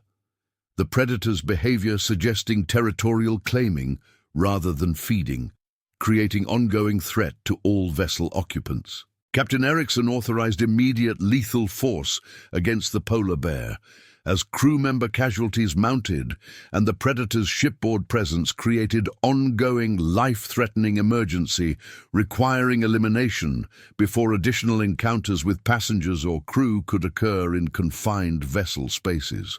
The emergency firearms deployment against the polar bear in ship corridors created additional complications as high-powered rifles fired in confined spaces created ricochets and noise trauma, while the wounded Predator's response involved increased aggression and systematic hunting of human occupants throughout vessel areas. Dr. Williams attempted emergency trauma treatment on the attacked crew member while the polar bear remained active in ship corridors. Massive blood loss and internal injuries requiring immediate surgical intervention impossible to provide, while active Predator threat continued throughout vessel. At 1:07 p.m., the wounded polar bear's systematic exploration of ship interior brought him into contact with passenger evacuation areas, creating mass panic and trampling injuries as 68 passengers attempted to escape through limited exits, while 800-pound Predator advanced through ship corridors. Magnus successfully eliminated the polar bear threat through multiple rifle shots in ship corridor, though the Predator's death occurred only after massive trauma to crew member and multiple passenger injuries from panic evacuation attempts in confined spaces during active Predator emergency. The polar bear's death aboard the Aurora Borealis represented the first successful elimination of Arctic Predator threat in ship interior during modern expedition cruise operations, though casualties and trauma exceeded all existing emergency response protocols and passenger safety procedures. Dr. Williams coordinated emergency medical response to multiple casualties, including massive trauma from polar bear attack and various injuries from passenger panic evacuation, understanding that trauma treatment capabilities were exceeded by the scope of casualties from shipboard Predator encounter. Daniel had continued photographing throughout the polar bear elimination, capturing unprecedented documentation of Arctic Predator shipboard intrusion and lethal force response, images that would later be studied by wildlife authorities and expedition cruise safety experts for protocol development. Sarah assisted medical response to casualties while processing the traumatic realization that their romantic Arctic cruise had evolved into survival emergency requiring lethal force against apex predator and emergency medical treatment for multiple casualties in remote Arctic conditions. Captain Eriksson initiated emergency evacuation procedures to transport casualties to advanced medical facilities, though weather conditions and remote location created significant challenges for helicopter rescue operations from Arctic waters during deteriorating conditions. The Aurora Borealis began emergency transit toward the nearest medical facilities while maintaining radio communication with Arctic rescue authorities about the unprecedented polar bear shipboard intrusion and casualties requiring immediate advanced trauma treatment beyond ship capabilities. Magnus filed emergency reports with Svalbard authorities about the polar bear elimination and crew casualties, understanding that this represented completely new category of Arctic expedition emergency, requiring investigation and safety protocol revision for future polar bear encounter scenarios. Dr. Kozlova documented the complete sequence of polar bear behavioral escalation from initial Zodiac encounters through shipboard intrusion and casualties, data that would contribute to research about climate change impacts on polar bear territorial adaptation and human conflict scenarios. Chen Wei's travel blog documentation of the complete polar bear encounter sequence from wildlife observation through emergency casualties aboard ship would later be studied by expedition cruise safety experts as unprecedented case study of Arctic wildlife emergency escalation. Isabella Rodriguez's documentary footage captured the complete evolution of polar bear encounters, from routine wildlife observation through shipboard intrusion and lethal force response, material that would illustrate climate change impacts on Arctic expedition safety and human-wildlife conflict. Dr. Mitchell applied his surgical training to emergency trauma response, while calculating evacuation scenarios for casualties requiring advanced medical intervention beyond ship capabilities, understanding that Arctic medical evacuation faced significant weather and distance challenges. The Smithfields processed their traumatic experience of Arctic expedition, evolving into survival emergency with casualties, their 40 years of adventure travel having never included witness to predator elimination and emergency medical response in remote polar conditions. As the Aurora Borealis continued emergency transit toward medical evacuation coordinates, passengers and crew processed their shared experience of witnessing Arctic expedition safety protocols tested beyond existing parameters by climate change impacts on polar bear territorial behavior and predator adaptation. The polar bear elimination aboard ship represented unprecedented escalation of Arctic wildlife encounters, requiring complete revision of expedition crews' safety protocols and emergency response procedures for future operations in polar bear territory during environmental transition periods. Emergency medical evacuation of casualties to advanced trauma facilities required coordination between multiple Arctic rescue agencies and weather assessment for helicopter operations in deteriorating polar conditions, demonstrating the medical response challenges inherent in remote expedition cruise emergencies. The investigation into polar bear behavioral patterns that culminated in shipboard intrusion would contribute to research about climate change pressures, forcing Arctic predators to develop new territorial strategies and hunting adaptations that exceeded existing human-wildlife conflict parameters. Daniel's photography documentation of the complete polar bear encounter sequence, from initial zodiac observation through shipboard elimination, provided unprecedented visual record of Arctic predator behavioral escalation and emergency response procedures during expedition cruise operations.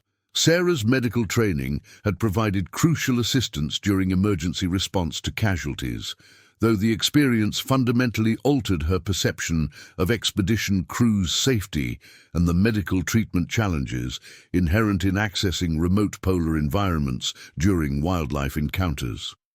As rescue helicopters approached the Aurora Borealis for casualty evacuation, the expedition cruise passengers reflected on their shared experience of witnessing climate change impacts on Arctic wildlife behavior that had transformed routine tourism into survival emergency requiring lethal force and advanced medical intervention. The polar bear encounter sequence aboard the Aurora Borealis would later be studied as landmark case in Arctic expedition safety, demonstrating how climate change pressures on wildlife behavior could overwhelm existing safety protocols and create emergencies requiring immediate protocol revision and enhanced emergency response capabilities. Magnus's 15 years of Arctic guiding experience had never included polar bear elimination aboard passenger vessel, though his professional response had prevented additional casualties during unprecedented wildlife emergency that exceeded all existing expedition cruise safety parameters and emergency procedures. Dr. Kozlova's documentation of polar bear behavioral escalation, from routine wildlife observation through territorial aggression and shipboard intrusion, provided crucial scientific data about climate change impacts on Arctic predator adaptation and human-wildlife conflict scenarios. The emergency medical evacuation of casualties from Arctic expedition crews represented complex coordination between multiple rescue agencies, weather assessment for helicopter operations, and trauma treatment logistics for injuries requiring advanced surgical intervention beyond ship medical capabilities. Captain Ericsson's emergency response to polar bear shipboard intrusion had successfully minimized casualties through immediate protective protocols and lethal force authorization, though the unprecedented nature of Arctic Predator vessel intrusion required complete safety protocol revision for future expedition operations.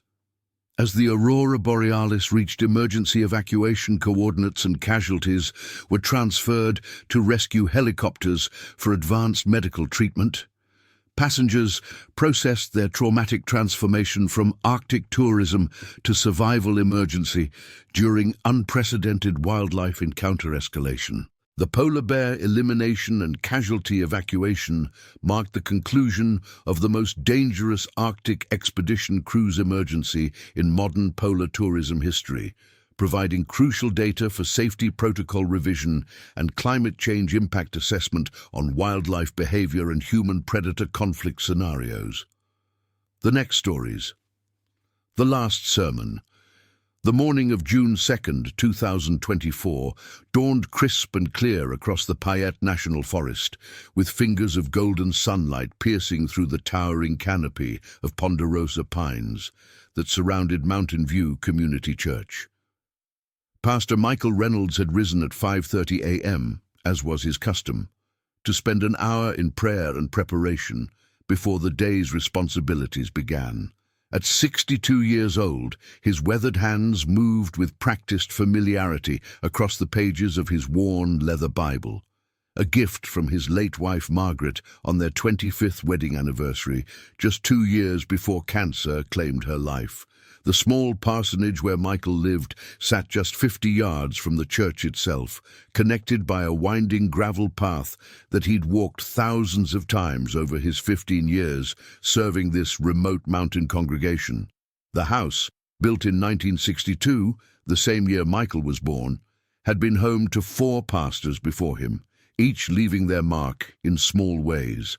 A hand-carved cross above the kitchen sink, shelves lined with theological texts accumulated over decades, a rocking chair on the front porch where countless sermons had been pondered while watching the sun set behind the Sawtooth Mountains. Michael's morning routine was sacred to him. Coffee first, strong and black, brewed in the same percolator Margaret had used, followed by reading from both scripture and the collection of nature journals he'd maintained since arriving in Idaho.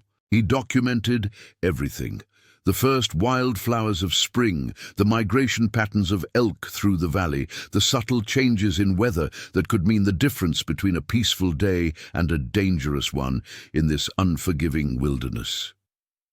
This particular morning, his journal entry noted unusual signs that in retrospect would seem prophetic. Bird song noticeably absent from the eastern tree line. Squirrels agitated, chattering more than usual. Found what appeared to be large claw marks on the old oak behind the church, deeper and more recent than any I've seen in my time here. Weather clear, but something feels unsettled in the forest today. By 7 a.m., Michael was walking the perimeter of the church property, a habit developed during his early years when vandalism had been a concern.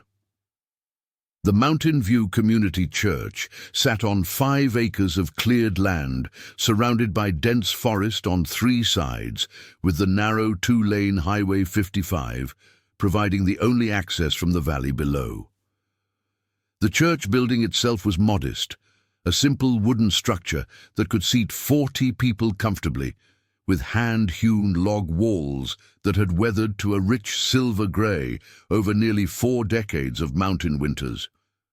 The congregation that gathered here represented the hardy souls who'd chosen to live in one of Idaho's most remote areas, where the nearest hospital was 43 miles away, and cell phone service was non-existent for most carriers.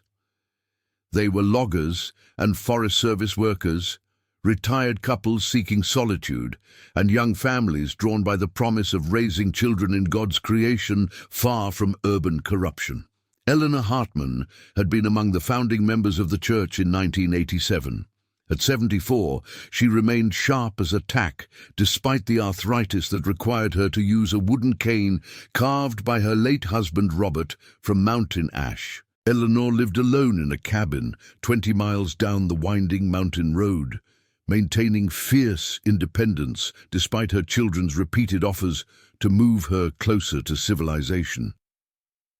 She'd buried Robert in the small cemetery behind the church 8 years ago, and visiting his grave every Wednesday after evening service had become as much a part of her routine as breathing.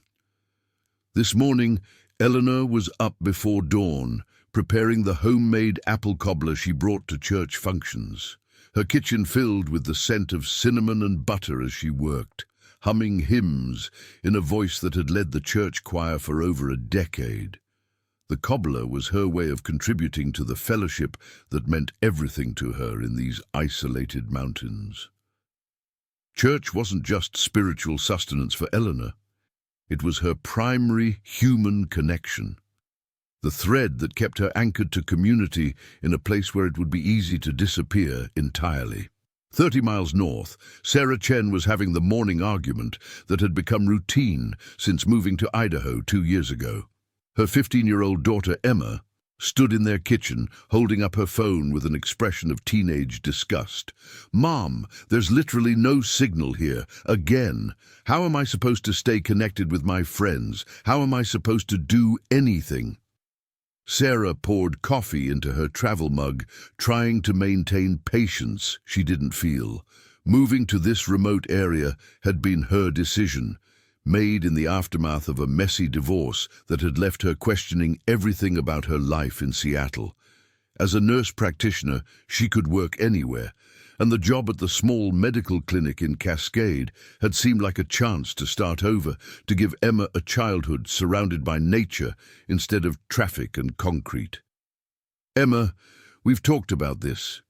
The whole point of moving here was to disconnect from all that noise, to find some peace." "Peace is boring, Mom. And what if there's an emergency? What if something happens and we can't call for help?" The question hung in the air with an irony that would haunt Sarah for years to come. Emma had always been intuitive, picking up on dangers that others missed. In Seattle, she'd warned Sarah about sketchy neighborhoods, about people who felt wrong. Now, in what should have been the safest place on earth, that same instinct was triggering alarm bells. "Nothing's going to happen, sweetheart. We're surrounded by Forest Service rangers and people who've lived here their whole lives. It's probably the safest place in America." Emma wasn't convinced, but she grabbed her backpack for school with the resigned frustration of a teenager who'd lost this argument many times before. As they drove down the mountain toward Cascade, she stared out the window at the endless trees, looking for something she couldn't name. Tom Bradley was already 2 hours into his shift at the McCall Ranger Station when the first unusual report came in. A family camping at Payette Lake had called to report that something large had torn through their campsite during the night, destroying their food storage and leaving massive paw prints in the soft earth around their tent. At 45, Tom had been with the Forest Service for 22 years, long enough to know that bear encounters were increasing throughout the region.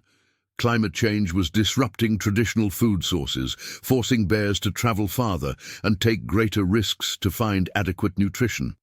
What concerned him about this report wasn't the fact of a bear in the area, that was normal, but the aggressive nature of the encounter. "The animal didn't just take the food," the camper had explained over a crackling radio connection. "It destroyed everything, shredded the cooler, scattered gear everywhere, and the tracks. Jesus, Tom, I've seen bear tracks before, but these are massive. This thing has to be 700-800 pounds. Tom pulled out the large-scale topographical map that covered his section of the Payette National Forest, marking the location of the incident with a red pin. Over the past 2 weeks, similar reports had been coming in with increasing frequency, all centered around a rough circle that encompassed several popular camping areas, 2 small communities, and Mountain View Community Church.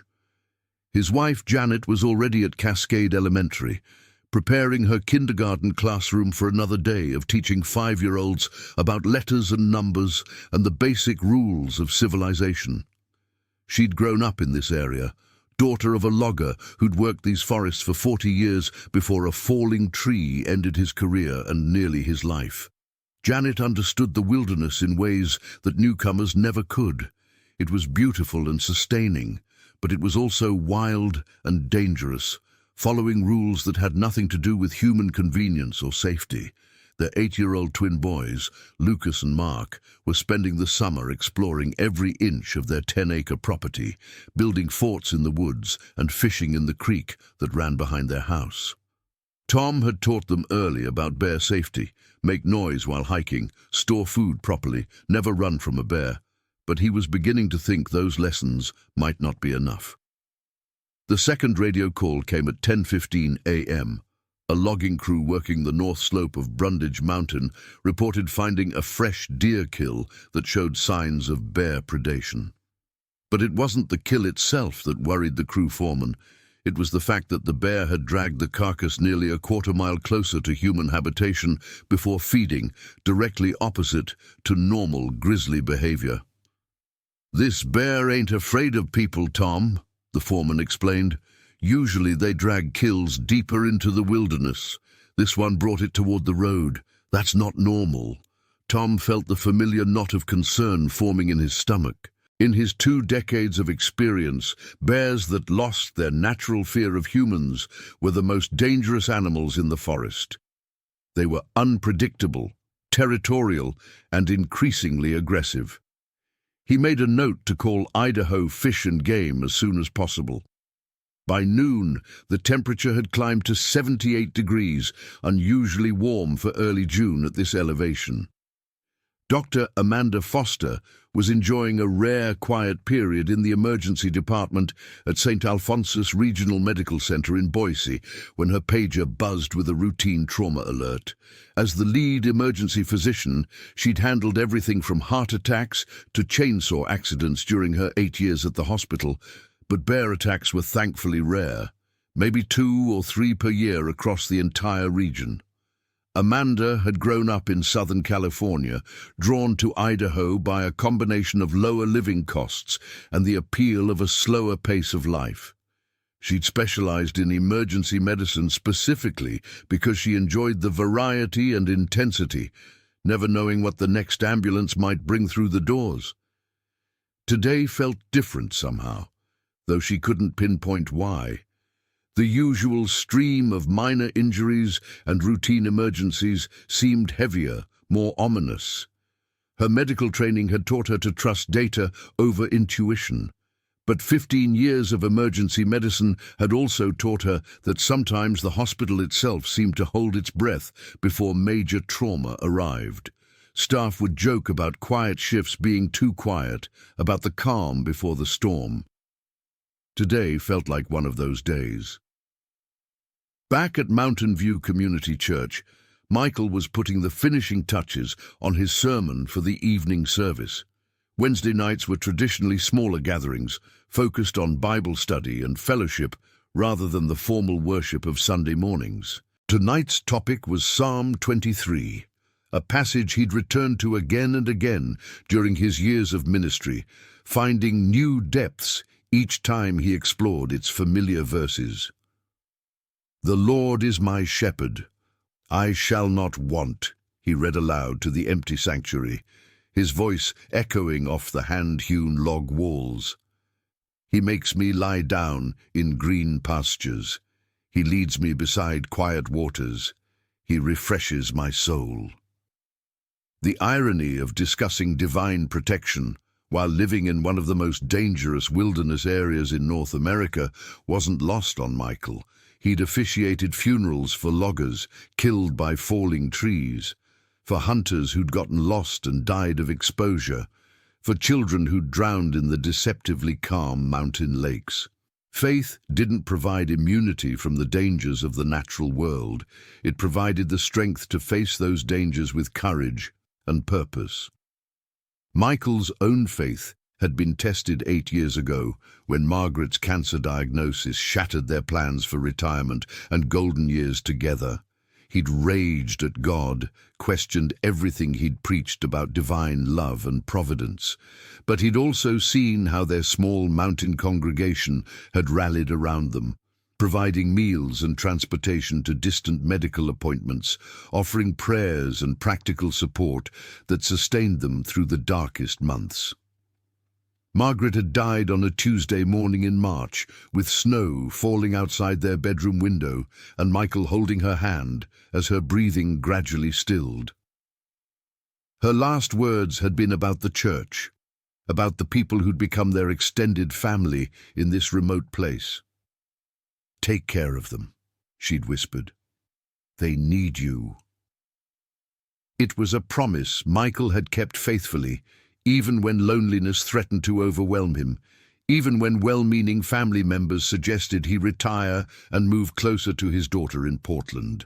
This church, this community, had become his life's work in ways that went far beyond professional obligation. At 2 p.m., Tom Bradley made the call he'd been dreading. Idaho Fish and Game Dispatch connected him with wildlife biologist Dr. James Morrison, who specialized in large predator behavior throughout the northern Rocky Mountains. "We've got a grizzly that's exhibiting increasingly aggressive behavior toward human activity," Tom explained, spreading his incident map across his desk as he talked. "Multiple food raids, property damage, and now it's dragging kills toward populated areas instead of away from them." Dr. Morrison had been tracking this particular bear, officially designated as Bear 401 in the state database, for the past 3 weeks. A 13-year-old male weighing an estimated 700 pounds. The animal had been tagged and released after a previous encounter with humans 2 years ago. GPS collar data showed it had been ranging much farther from its normal territory lately, covering nearly 100 square miles in search of adequate food sources. "The problem is drought," Morrison explained. "Berry crops are failing throughout the region, and the normal salmon runs are weeks behind schedule. Bears are coming down to lower elevations earlier and staying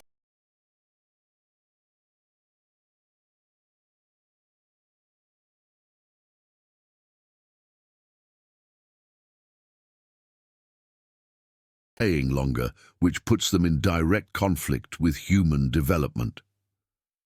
"What's our timeline here?" Tom asked. "I've got families living in this area, kids playing in their backyards. If this bear is losing its fear of humans, we're already coordinating with local law enforcement to implement enhanced monitoring. But honestly, Tom, if this animal makes the transition to viewing humans as prey rather than threat, we'll have maybe hours to respond, not days." The conversation left Tom with a sick feeling that he'd experienced only a few times in his career. The knowledge that something terrible was building, and that all his training and experience might not be enough to prevent it. By 4 p.m., the normal afternoon routines were underway throughout the valley. Sarah Chen was finishing her shift at the medical clinic, treating everything from minor cuts to medication adjustments for elderly patients managing chronic conditions. The work was satisfying in a way her previous job at a large Seattle hospital had never been. Here, she knew every patient personally, understood their families and their stories, could provide continuity of care that made a real difference in their lives. Emma was trudging through her homework at the kitchen table, occasionally glancing out the window at the forest that surrounded their house on 3 sides. She'd always been sensitive to atmosphere, picking up on tensions and dangers that others missed. Today, something felt wrong in a way she couldn't articulate. The usual sounds of the forest, bird songs, rustling leaves, the distant chatter of squirrels seemed muted, as if the entire ecosystem was holding its breath. Eleanor Hartman was taking her afternoon nap, a luxury she'd earned after nearly 8 decades of hard work. Her small cabin was filled with mementos of a life well lived. Photographs of her wedding day in 1968, Robert in his army uniform during the Vietnam War, their 3 children at various stages of growing up in these mountains. The wooden cane resting beside her chair had been carved by Robert during the long winter of 1998, when a logging accident had left him temporarily unable to work. The cane was inscribed with a verse from Isaiah, "But those who hope in the Lord will renew their strength. They will soar on wings like eagles. They will run and not grow weary. They will walk and not be faint." Robert had chosen those words during his own struggle with mortality, understanding that physical strength was temporary, but spiritual strength could sustain a person through any trial. Eleanor's dreams that afternoon were troubled, filled with images of darkness moving through the forest, of danger approaching the people she loved most. She woke at 5:30 with her heart racing, though she couldn't remember the specific details of what had frightened her. Janet Bradley was cleaning up her kindergarten classroom, erasing the day's lessons from the whiteboard and organizing supplies for tomorrow's activities.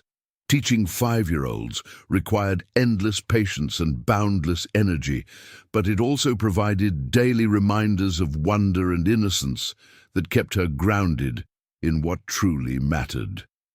Her students came from families scattered across hundreds of square miles, many of them living in isolation that would seem impossible to urban dwellers.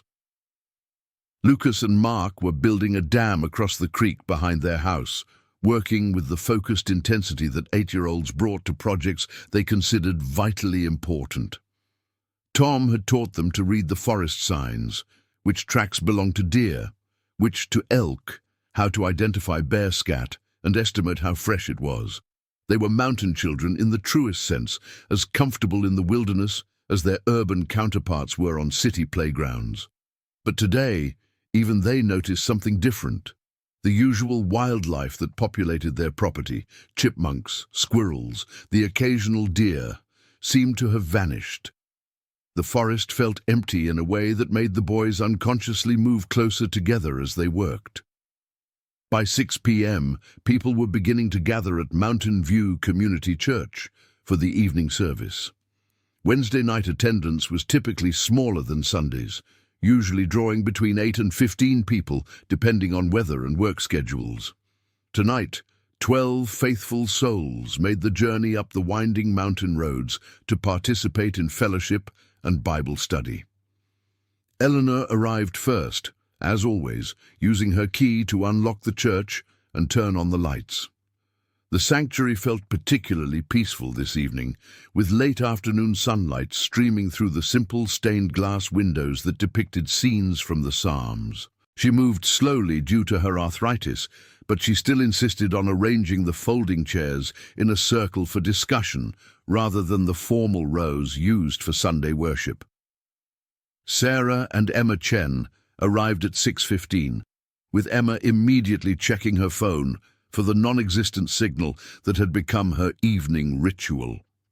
The teenager had been increasingly resistant to attending church, part of her general rebellion against their isolated new life, but Sarah insisted on maintaining some connection to community and faith during this difficult transition period.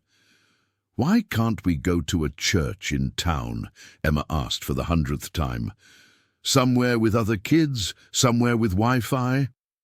"Because this is our church," Sarah replied, though she sometimes wondered if she was making the right choice. The isolation that appealed to her as an adult felt like punishment to a 15-year-old accustomed to constant connection with her peer group. The Bradley family arrived at 6:20, with Tom helping to carry the folding chairs while Janet supervised the twins. Lucas and Mark had been uncharacteristically quiet during dinner, describing their afternoon in the forest in ways that made Tom's professional instincts stir uneasily. "The woods felt weird, Dad," Lucas had explained, "like something big was watching us." "Everything was too quiet," Mark added. "Even the birds weren't singing." Tom had spent enough time in the wilderness to know that children often picked up on environmental changes that adults missed. Their sensitivity to atmosphere wasn't imagination. It was a survival instinct that civilization had largely trained out of grown-ups. The fact that both boys had noticed the same unusual quiet troubled him more than he wanted to admit. By 6:30, the small group was assembled in the church sanctuary. In addition to the regulars, tonight's gathering included Karl Novak, a 70-year-old retired logger who attended services sporadically but never missed the free coffee and cookies that followed Bible study. Karl had lived in these mountains for 50 years, working the same forests where his father and grandfather had made their living. He possessed an encyclopedic knowledge of local history and an uncanny ability to predict weather changes hours in advance. Also present were David and Maria Santos, a young couple who'd moved to the area 6 months ago when David got a job with the Forest Service. They were still adjusting to mountain life, finding the isolation both romantic and occasionally terrifying. Maria was 3 months pregnant with their first child, adding an extra dimension of protectiveness to their outlook on wilderness safety. Pastor Michael began the evening service at exactly 6:45, opening with a prayer that asked for God's blessing on their gathering and protection for all those traveling mountain roads after dark. His voice carried the authority of 15 years leading this congregation, but also the warmth of someone who genuinely cared about each person in the circle. "Tonight we're studying Psalm 23, he began, his worn Bible open to the familiar passage. "I've preached on this text dozens of times over the years, but it never loses its relevance or its power." David wrote these words as someone who understood both the beauty and the danger of wilderness life. Eleanor shifted in her chair, her wooden cane resting against her knee as she followed along in her own Bible. She'd memorized this psalm decades ago, but hearing Michael's interpretation always revealed new depths of meaning. "The Lord is my shepherd, I shall not want," Michael read. In David's time, shepherding was dangerous work. Shepherds faced lions, bears, wolves, predators that could kill both sheep and shepherd without warning. But David trusted that God's protection was sufficient for whatever dangers he might face. Tom Bradley found himself thinking about the radio reports he'd received throughout the day, about the bear that was displaying increasingly aggressive behavior somewhere in these very mountains. The irony of discussing divine protection while potentially sitting in the path of a dangerous predator wasn't lost on him. "He makes me lie down in green pastures. He leads me beside quiet waters," Michael continued. "The image is of perfect peace, complete trust. The sheep aren't worried about predators because they trust their shepherd's vigilance and protection." Sarah Chen glanced at Emma, who was staring out the window at the darkening forest with an expression of unease that her mother couldn't quite interpret. The teenager had been jumpy all day, checking locks and asking questions about emergency procedures that seemed excessive, even for someone still adjusting to rural life. The discussion that followed was typical of their small group, thoughtful, personal, rooted in the real challenges of living in an isolated mountain community. Karl Novak shared memories of shepherding actual sheep on these mountainsides as a boy, describing the constant vigilance required to protect the flock from the bears and mountain lions that ruled the wilderness. "My grandfather always said the mountains belong to the animals first," Karl observed. "We're just temporary visitors, and sometimes we forget that at our own peril." David Santos asked about the practical applications of trusting divine protection while also taking reasonable precautions for safety. As a new father-to-be living in grizzly country, the balance between faith and prudence felt particularly relevant. "I think the psalm teaches us that we can face danger with courage because we're not facing it alone," Michael replied. "It doesn't promise we'll never encounter wolves or bears. It promises we don't have to face them in our own strength." The conversation continued for nearly an hour, weaving between theological discussion and practical applications. Janet Bradley talked about teaching her kindergarten students to pray for protection while also teaching them basic safety rules. Eleanor shared memories of praying over Robert during his dangerous years as a logger, finding peace despite the daily knowledge that his work could kill him without warning. At 7:45, Michael closed the formal discussion with a prayer, asking God to watch over each person as they traveled home in the gathering darkness. The group began the familiar ritual of stacking chairs and cleaning up, the comfortable fellowship that had become as much a part of Wednesday evenings as the Bible study itself. It was then, as people were gathering their belongings and preparing to leave, that the first unusual sound reached them from the forest. A deep rumbling that seemed to come from the earth itself, low-frequency vibrations that were felt as much as heard. "Thunder?" Eleanor asked, glancing toward the clear evening sky visible through the windows. Tom Bradley's head snapped up, his ranger training immediately analyzing the sound. Not thunder, not wind. Something large moving through heavy underbrush. Something that didn't care about making noise because it had no natural predators to fear. "Everyone be very quiet," he said softly, his hand moving instinctively toward the radio clipped to his belt. The rumbling came again, closer this time, accompanied by the sound of breaking branches and the heavy thud of massive paws against the forest floor. Whatever was making those sounds was moving with purpose, heading directly toward the small clearing where the church sat like an island of human civilization, surrounded by wilderness. Sarah Chen pulled Emma closer, feeling her daughter's entire body tense with the fear that had been building in her all day. The teenager's survival instincts had been screaming warnings that no one had taken seriously, and now those warnings were proving prophetic in the most terrifying way possible. "Tom, what is that?" Janet whispered, gathering Lucas and Mark against her as the boys' eyes went wide with a terror that would haunt their dreams for years to come. Before Tom could answer, the sounds stopped. Complete silence fell over the forest, the kind of absolute quiet that occurs when every creature recognizes the presence of an apex predator. No bird songs, no rustling leaves, no insect buzz. Just the sound of 12 people breathing in a wooden church surrounded by darkness. Then, at the edge of the clearing, they saw it. Bear 401 emerged from the tree line like a force of nature given physical form. 700 pounds of muscle, bone, and predatory intelligence moving with the fluid grace that only apex predators possess. Its massive head swung back and forth, testing the air with nostrils capable of detecting scent trails that were days old. Small black eyes reflected the light from the church windows as they fixed on the building with an intensity that suggested recognition rather than curiosity. This was not a random encounter.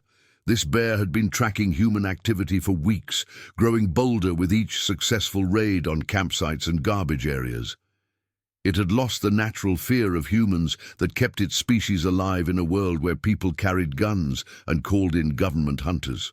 Tonight, standing 30 yards from a building full of potential prey, it was no longer afraid of anything. Tom Bradley's training kicked in as he slowly reached for his radio, trying to move without triggering the attack response that sudden motion could provoke, but his hands were shaking as he realized the full scope of their situation. They were trapped in a wooden building with a single exit, facing an animal that could break down the door with a single swipe of its massive paws. His sidearm, standard issue for Forest Service rangers, carried bullets designed for human threats, not 700-pound grizzly bears. "Nobody move," he whispered, though his voice cracked with the weight of his own terror. "Don't look directly at it. Don't make any sudden movements." But it was too late for caution. The bear had already made its decision. It rose on its hind legs, reaching nearly 8 feet in height, a display of dominance and territorial aggression that had intimidated potential threats for millions of years of evolution. For 30 seconds, that felt like hours, predator and prey regarded each other across the small parking lot, separated by nothing but gravel and the thin veneer of civilization. Emma Chen whimpered, a sound so soft it was barely audible to human ears, but to a predator evolved to detect the slightest sign of weakness. It might as well have been a dinner bell. The grizzly dropped to all fours and charged. What happened next unfolded with the terrible clarity of a nightmare, each moment etched into the survivors' memories with photographic precision.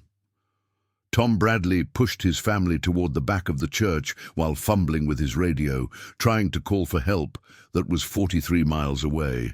Eleanor Hartman, despite her arthritis and 74 years, moved with surprising agility toward the altar, her wooden cane clattering to the floor as survival instincts overrode physical limitations.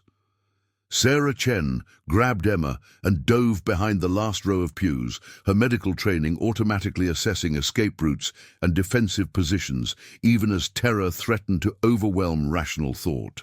David and Maria Santos huddled together near the piano, the young husband's arms wrapped protectively around his pregnant wife as they faced the possibility of their unborn child becoming an orphan before its first breath. But Pastor Michael Reynolds, perhaps responding to an instinct deeper than self-preservation, perhaps answering a calling that had guided his 15 years of ministry in these mountains, stepped forward instead of back.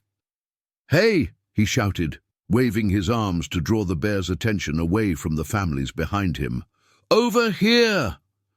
The massive grizzly, momentum carrying it forward at nearly 30 miles per hour, had perhaps 3 seconds to process this unexpected behavior. In its experience, humans always fled when confronted by a charging bear. They screamed and ran and climbed trees, triggering the chase response that made them easy prey.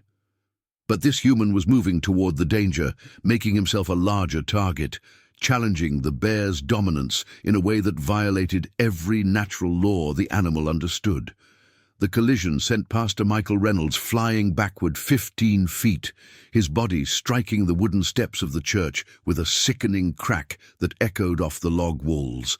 His worn leather Bible, still clutched in his right hand, burst open as he hit the ground, pages scattering in the mountain wind like wounded birds. The bear was on him before he could even attempt to rise, 700 pounds of apex predator doing what millions of years of evolution had designed it to do. Massive jaws, capable of crushing a moose femur with a single bite, closed around the pastor's torso. Claws that could dig through frozen ground raked across his body, searching for the vital organs that would end the threat this strange human represented.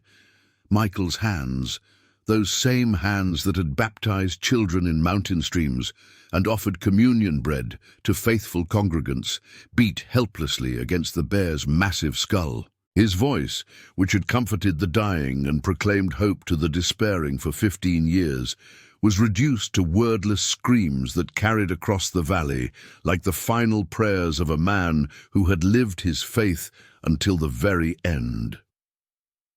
Tom Bradley's radio crackled to life as he screamed coordinates to dispatch. "Code Red! Code Red! Bear attack at Mountain View Community Church, Highway 55 mile marker 47, multiple casualties, send everything you have." The dispatcher's voice, professionally calm despite the panic in Tom's transmission, confirmed the alert. All units, we have a code red bear attack at Mountain View Community Church. EMT, law enforcement and fish and game are en route. ETA unknown due to location. But everyone in that church understood the bitter mathematics of their isolation. Help was 43 miles away, down winding mountain roads that became treacherous after dark. Even if emergency responders left immediately, even if they drove at dangerous speeds through curves designed for cautious navigation, they were looking at a minimum 30-minute response time. In a bear attack, 30 minutes might as well be 30 hours. The attack lasted 4 minutes and 17 seconds, though each second stretched into an eternity for the witnesses trapped in the church. Sarah Chen, pressed against the floor behind an overturned pew, with Emma sobbing beside her, couldn't look away as the man who had welcomed them into this community, who had offered comfort during their difficult transition to mountain life, died protecting people he had served faithfully for 15 years. The bear's massive jaws worked with mechanical precision, the way predators had been designed to kill for millions of years before humans existed. Michael's body, which had carried him through 6 decades of life and 15 years of mountain ministry, was reduced to broken flesh in the space of a heartbeat. His blood, which had carried the oxygen and nutrients that sustained his gentle spirit, soaked into the gravel parking lot, where he had greeted congregants every Sunday morning. Janet Bradley managed to get the twins behind the piano, but Lucas had seen too much before she could shield his eyes. The 8-year-old's mind, still developing the cognitive frameworks necessary to process trauma, simply shut down. He would wake up screaming for months afterward, seeing those massive claws in his dreams, hearing the sounds that no child should ever have to carry in their memory. Mark, 2 minutes younger than his twin but somehow more resilient, pressed his face against his mother's shoulder and tried to make himself as small as possible. But he could still hear everything, the wet sounds of predation, the splintering of bones, the gradually weakening protests from a man who had been larger than life just minutes before. Eleanor Hartman, pressed against the altar where she had taken communion every week for 15 years, watched the violent death of a man who had officiated at her husband's funeral, who had held her hand during her darkest hours of grief, who had become the closest thing to family she had left in these mountains. The images seared themselves into her memory with the precision of a branding iron, creating scars that would never fully heal. Karl Novak, the old logger who had survived 50 years in these dangerous mountains, found himself paralyzed by terror, unlike anything he had experienced in half a century of dangerous work. He had seen men killed by falling trees, had witnessed machinery accidents that left loggers mangled beyond recognition, had carried dying friends out of wilderness areas where medical help was just a distant hope. But this was different.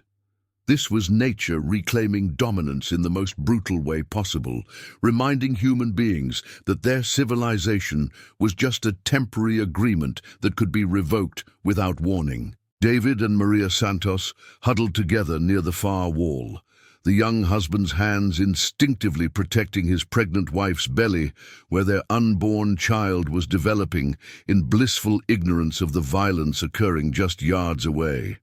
In 9 months, that child would be born into a world where its parents carried the knowledge that safety was an illusion, that death could arrive without warning even in the most peaceful settings. When Bear 401 finally looked up from its kill, muzzle dark with Pastor Michael's blood, it surveyed the humans cowering in the wooden building with the calculating intelligence of an apex predator assessing its next move. For several heartbeats, the only sounds were the ragged breathing of terrified people and the wet snuffling of a predator evaluating its options. The bear took 2 steps toward the church entrance, its massive paws leaving bloody prints in the gravel. In that moment, every person in the building understood that their lives hung by the thinnest of threads, that their survival depended entirely on the unpredictable decision-making process of an animal that had already demonstrated its willingness to kill. But then, carried on the mountain wind, came the distant sound of sirens, still miles away, still climbing the winding highway from the valley below, but approaching with the urgent wail that announced human reinforcements were coming. Bear 401's head swiveled toward the sound, small ears detecting frequencies and analyzing threats in ways that no human could fully understand. For another 30 seconds, the balance teetered between continued violence and retreat. The bear was clearly considering its options, weighing the potential rewards of additional kills against the approaching danger of human response. Its black eyes swept across the faces pressed against the church windows, memorizing each person with the kind of predator focus that had ensured its species' survival for millions of years. Then, with the same suddenness that had marked its arrival, the great bear turned and melted back into the forest. One moment it was standing over Pastor Michael's broken body, a massive presence that dominated the clearing through sheer physical power. The next moment it was gone, vanishing into the tree line as if it had never existed at all. The silence that followed was almost as terrible as the violence that had preceded it. 12 people sat in a wooden church, surrounded by the familiar symbols of faith and community, trying to process the fact that they had just witnessed a good man die in one of the most brutal ways imaginable. The comfortable assumptions that had governed their lives in this mountain community, that faith provided protection, that civilization offered security, that evil was something that happened to other people in distant places, had been shattered beyond repair. Tom Bradley was the first to move, his ranger training overriding the paralysis of trauma. He approached the church entrance cautiously, his sidearm drawn, though he knew it would be useless against a bear that might still be lurking just outside the cone of light cast by the church windows. "Tom, don't," Janet whispered, but he was already pushing the door open, stepping into the night air that carried the metallic scent of blood and the musk of wild animal. Pastor Michael Reynolds lay crumpled against the church steps, his body positioned in a way that suggested his final moments had been spent trying to protect the building behind him. His worn leather Bible lay open beside him, its pages fluttering in the mountain breeze, as if the words themselves were trying to escape back to heaven. Blood pooled beneath him, dark and thick in the gravel that had been carefully maintained by congregation members who took pride in their small church's appearance. "Is he—" Sarah Chen's voice trailed off, though medical training had already provided the answer her heart refused to accept. "He's gone," Tom confirmed, his voice barely audible over the approaching sirens that were still several minutes away. The first emergency vehicle to arrive was a sheriff's deputy from Valley County, Deputy Lisa Chen. No relation to Sarah, despite the shared surname. She had been patrolling the southern end of her territory when the call came in, and she'd made the drive up Highway 55 in record time, pushing her patrol car through mountain curves at speeds that bordered on reckless. Deputy Chen had responded to bear encounters before, but usually they involved property damage or scared campers, not actual fatalities. She pulled into the church parking lot with her overhead lights painting the scene in alternating red and blue, creating a surreal backdrop for the tragedy that had unfolded in this peaceful clearing. "Everyone stay in the building," she called out, her hand resting on her service weapon as she scanned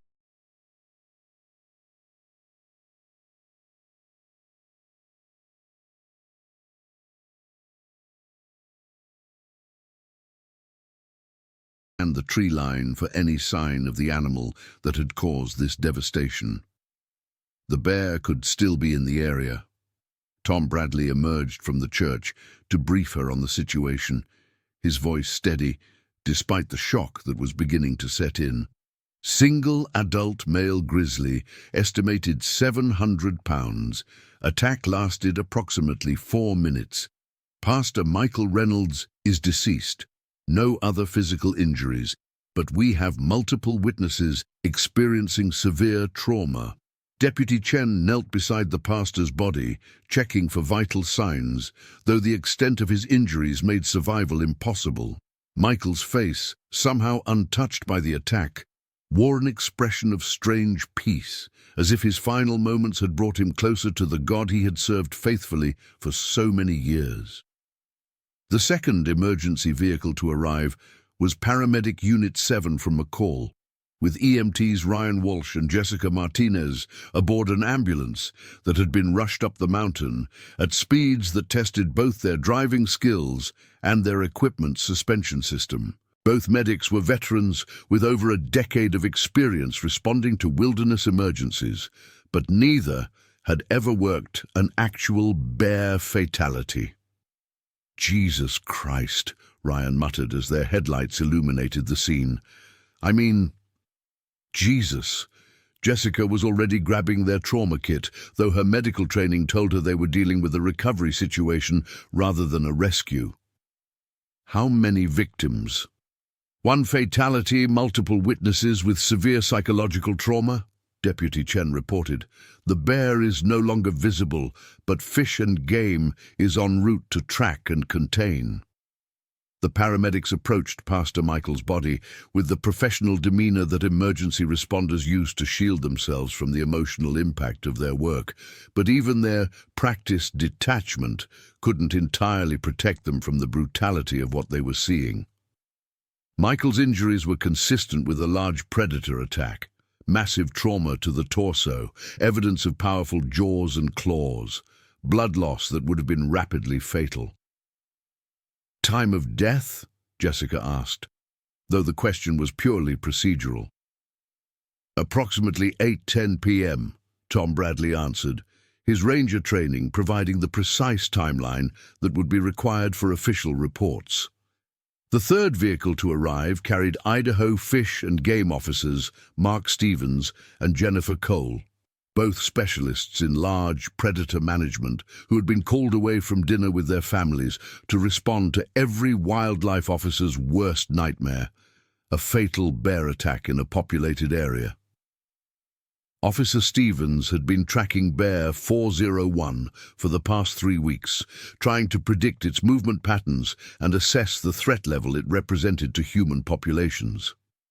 The animal's increasingly aggressive behavior had already marked it for possible removal, but bureaucratic processes and the challenge of locating a bear in hundreds of square miles of wilderness had slowed their response. "This is Bear 401, Stevens confirmed after examining the tracks and scat evidence around the scene. "I've been monitoring this animal for weeks. It's been exhibiting territorial aggression and loss of natural fear responses. Officer Cole was already coordinating with the helicopter unit that would begin aerial tracking at first light, but she knew that Bear 401 had several hours of darkness to cover significant ground. Grizzly bears could travel 50 miles in a single night when motivated, and this animal would be seeking distance from the scene of its attack. "What's our containment strategy?" Deputy Chen asked, thinking about the scattered families living throughout the valley, many of them miles from emergency response. "We issue a code red alert for the entire region," Cole replied. "No one goes outside after dark without armed escort. All campsites and recreational areas are closed immediately. We bring in tracking dogs at first light and hope we can locate this bear before it finds another target." By 9:30 p.m., the scene at Mountain View Community Church had transformed into a carefully controlled investigation site. Crime scene tape surrounded the area where Pastor Michael had died, though everyone understood they were dealing with a natural disaster rather than a criminal act. Floodlights powered by portable generators turned night into harsh, artificial day, creating a bubble of human activity in the wilderness darkness. Dr. Amanda Foster arrived in the Mercy Med helicopter, which had been called to transport potential survivors to Boise for emergency treatment. When she learned that the single fatality was beyond medical intervention, her focus shifted to the psychological trauma being experienced by the witnesses. "Who was closest to the victim during the attack?" she asked Tom Bradley, her emergency medicine training kicking in automatically. "Pastor Reynolds stepped forward deliberately to draw the bear away from the rest of us," Tom explained, his voice breaking slightly as he described Michael's final act of courage. "He saved our lives." Amanda moved through the group of survivors, conducting rapid psychological assessments to determine who might require immediate intervention. Emma Chen was displaying classic symptoms of acute stress reaction: hyperventilating, inability to focus, repetitive rocking motions. The Bradley twins were both non-responsive, their minds having simply shut down to protect them from processing the trauma they had witnessed. "We need to get the children to the hospital for psychological evaluation," Amanda told Sarah Chen. "And honestly, all of you should consider counseling. What you've experienced tonight will have lasting effects." Eleanor Hartman sat in her car with the engine running, heater blasting despite the warm June evening, trying to stop the shaking that had started during the attack and showed no signs of diminishing. She had lived through World War II, the Korean War, the death of her husband, and countless other losses that marked a life of 74 years. But nothing had prepared her for the raw brutality of watching a good man die protecting people he loved. Karl Novak, the old logger, found himself thinking about his grandfather's warnings about respecting the wildness of these mountains. "The bears were here first," the old man had always said. "They'll be here after we're gone too." Tonight that statement felt less like folk wisdom and more like a prophecy fulfilled. David and Maria Santos held each other in the back of an ambulance while a paramedic checked Maria's blood pressure and heart rate, making sure the stress of the evening hadn't triggered any complications with her pregnancy. Their unborn child had been exposed to massive doses of stress hormones during the attack, and medical protocols required monitoring to ensure no developmental impacts occurred.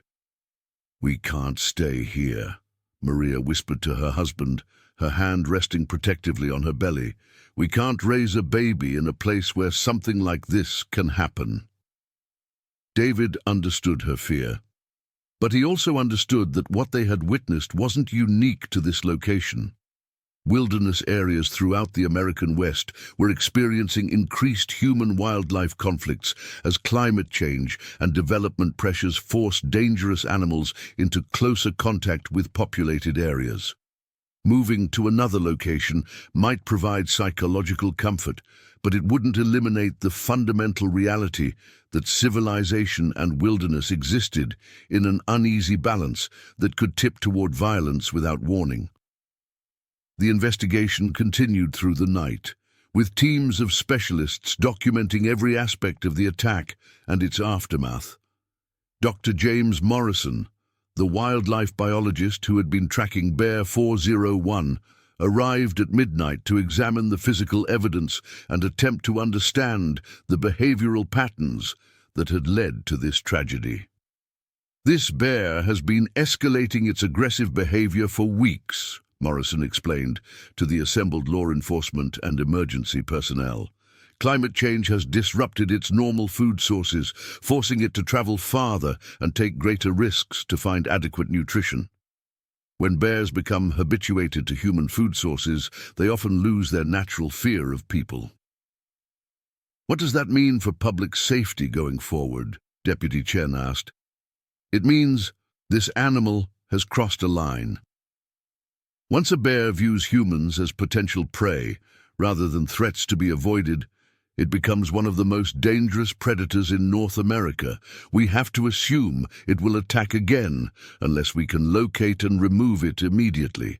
The manhunt, or more accurately, the bear hunt that began at dawn on June 3rd, involved every available resource in the region.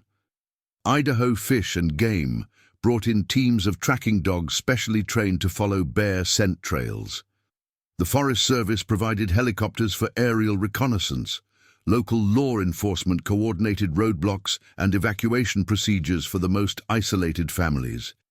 Bear 401's GPS collar had stopped transmitting 2 weeks ago, either due to equipment failure or deliberate removal by the animal, so tracking relied on traditional methods, following physical signs, analyzing scat and hair samples, interviewing witnesses who might have seen the bear during its movement through the area. The first break in the search came at 10:30 a.m., when a Forest Service helicopter spotted a large bear moving through heavy timber approximately 8 miles northeast of the church. The animal's size and coloration matched the description of Bear 401, and its movement patterns suggested an animal that was deliberately avoiding human contact, rather than randomly wandering. Ground teams moved to intercept, but the terrain was extremely challenging, steep slopes covered with dense forest and scattered with massive boulders that provided countless hiding places for a bear that knew the country better than its pursuers. The chase continued throughout the day, with the bear always staying one step ahead of the teams trying to corner it. At St. Alphonsus Regional Medical Center in Boise, Dr. Amanda Foster was treating the psychological trauma that had resulted from the attack. Emma Chen had been admitted for observation after experiencing what appeared to be a complete dissociative episode, her mind simply shutting down to protect itself from processing the horror she had witnessed. "She's going to need extensive therapy," Amanda explained to Sarah. "What she saw tonight will affect her for years, possibly for the rest of her life. The human mind isn't designed to process that level of violence, especially in someone so young."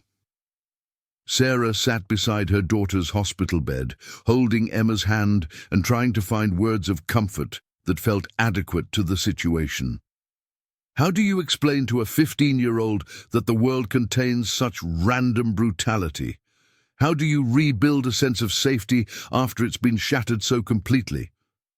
The Bradley twins were in the adjacent room, both of them sedated after experiencing severe anxiety attacks when hospital staff tried to conduct routine examinations. Janet Bradley had remained with them throughout the night, but her own psychological state was deteriorating rapidly. "I keep seeing his face," she told the counselor assigned to work with the family. "Pastor Michael's face when he stepped forward. He knew what was going to happen, but he did it anyway. How do I explain that kind of sacrifice to 8-year-old boys?" Tom Bradley was torn between his duty as a Forest Service ranger to participate in the bear hunt and his responsibility as a husband and father to support his traumatized family. Professional obligation eventually won out, and he joined the search teams at dawn, bringing his knowledge of local terrain and wildlife behavior to the coordinated effort to locate Bear 401. "This animal is operating on survival instincts now," he explained to the other searchers. "It knows it's being hunted, and it's going to use every advantage it has: speed, knowledge of the terrain, and the ability to go places we can't follow." Eleanor Hartman had been discharged from the hospital after a brief evaluation, but she'd driven only as far as the parking lot before breaking down completely. The reality of returning to her isolated cabin, of living alone in the mountains where a killer bear was still at large, felt impossible to contemplate. Her daughter Rebecca drove up from Portland, arriving just after midnight to find her mother sitting in her car in the hospital parking lot, staring at nothing and speaking in broken fragments about blood and broken bodies and the sound of a good man dying. "Mom, you're coming home with me," Rebecca said, making a decision that felt both necessary and heartbreaking. "You can't stay up there alone." "But the church," Eleanor whispered. "Who's going to take care of the church?" It was a question that would remain unanswered for months. Mountain View Community Church represented more than just a building to the small community that had gathered there for nearly 4 decades. It was the heart of their social structure, the place where marriages were celebrated and deaths mourned, where children were baptized and elderly members were honored for their contributions to mountain life. Pastor Michael's death didn't just eliminate a beloved spiritual leader, it destroyed the center around which their entire community had organized itself. Without his steady presence, his warm smile greeting people at the door every Sunday morning, his gentle guidance during times of crisis, the church felt like an empty shell haunted by memories of what had been lost. The second day of the bear hunt brought more sophisticated tracking equipment and additional personnel, but Bear 401 continued to elude capture. The animal was displaying intelligence and planning that suggested it understood the nature of the threat pursuing it. Rather than following predictable game trails or established movement patterns, it was taking routes that led through the most inaccessible terrain in the region. "This bear has been in conflict with humans before," Dr. Morrison observed as he examined fresh tracks found near Payette Lake. "It was tagged and relocated 2 years ago after a series of campground raids. It's learned to associate human activity with danger, which makes it both more cautious and more unpredictable." The psychological profiles being developed by wildlife behavioral specialists painted a picture of an animal pushed beyond the normal parameters of bear behavior, Hunger, territorial pressure from other bears, and repeated negative interactions with humans had created a perfect storm of aggression that culminated in the attack at Mountain View Church. "We're not dealing with a normal grizzly bear," Morrison explained to the media representatives who had begun gathering in McCall to cover the story. "This is an animal that has been forced outside its natural behavioral patterns by environmental pressures we're seeing throughout the region." The media attention was immediate and intense, with news crews arriving from Boise, Salt Lake City, and eventually national networks drawn by the dramatic story of a pastor dying to protect his congregation. "Hero pastor killed in grisly attack" dominated headlines across the region, turning Pastor Michael Reynolds into a symbol of selfless sacrifice. But for the people who had actually known Michael, who had shared coffee and conversation with him after Sunday services, who had sought his counsel during difficult times, the media coverage felt like a violation. Reporters who had never met him were turning his death into a simplified narrative of heroism that didn't capture the complexity of the man he had actually been. Michael had been more than just a brave pastor. He had been a widower still grieving his wife's death, a man who struggled with loneliness and doubt, someone who had chosen to serve in this remote community not because he was naturally heroic, but because he believed God had called him to care for these specific people in this specific place. Sarah Chen found herself fielding repeated requests for interviews, all of them focusing on the dramatic moments of the attack rather than the quieter story of how Pastor Michael had helped her and Emma adjust to mountain life over the past 2 years. The reporters wanted to hear about violence and heroism, not about a man who had noticed when a new family was struggling and had made sure they felt welcome in an insular community. "He wasn't trying to be a hero," Sarah told one particularly persistent reporter. "He was just trying to protect his people." That's what pastors do. They put their congregation's welfare ahead of their own safety. The third day of the bear hunt brought the break that searchers had been hoping for. A rancher living 15 miles north of the church reported finding one of his cattle killed during the night, with clear evidence of bear predation. The kill was fresh, suggesting Bear 401 was still in the immediate area and had turned to livestock when other food sources proved insufficient. Teams converged on the ranch location, using tracking dogs to follow the scent trail from the cattle kill into the heavy timber that covered the surrounding mountainsides. The trail led through terrain so rugged that searchers had to rappel down cliff faces and ford swift-running creeks, following an animal that seemed to know exactly where human pursuit would be most difficult. At 2:45 p.m. on June 5th, 3 days after the attack, Officer Jennifer Cole spotted Bear 401 moving through a clearing approximately half a mile ahead of the main search team. The animal appeared to be moving deliberately rather than randomly, suggesting it had a specific destination in mind. "Target acquired," Cole radioed to the coordination center. "Large male grizzly, matching description of Bear 401, moving northeast through Beaver Creek drainage, requesting permission to engage." The authorization came immediately. Bear 401 had crossed every line that separated acceptable wildlife behavior from threats to human safety. The decision to destroy the animal had been made before the search even began. The only question was whether searchers could locate it before it killed again. Officer Cole's rifle shot echoed across the mountain valley at 2:51 p.m., ending the life of an animal that had been shaped by forces beyond its understanding or control. Bear 401 dropped immediately, its massive body falling among the mountain wildflowers with a finality that marked the end of a crisis that had terrorized an entire region. The necropsy performed by Dr. Morrison revealed an animal that had been driven to desperation by circumstances largely beyond its control. Bear 401's stomach was empty except for grass and tree bark, indicating it had been unable to find adequate nutrition for an extended period. Its teeth showed excessive wear from eating inappropriate food sources, and its overall body condition suggested an animal operating under severe nutritional stress. This bear was starving, Morrison explained to the assembled officials.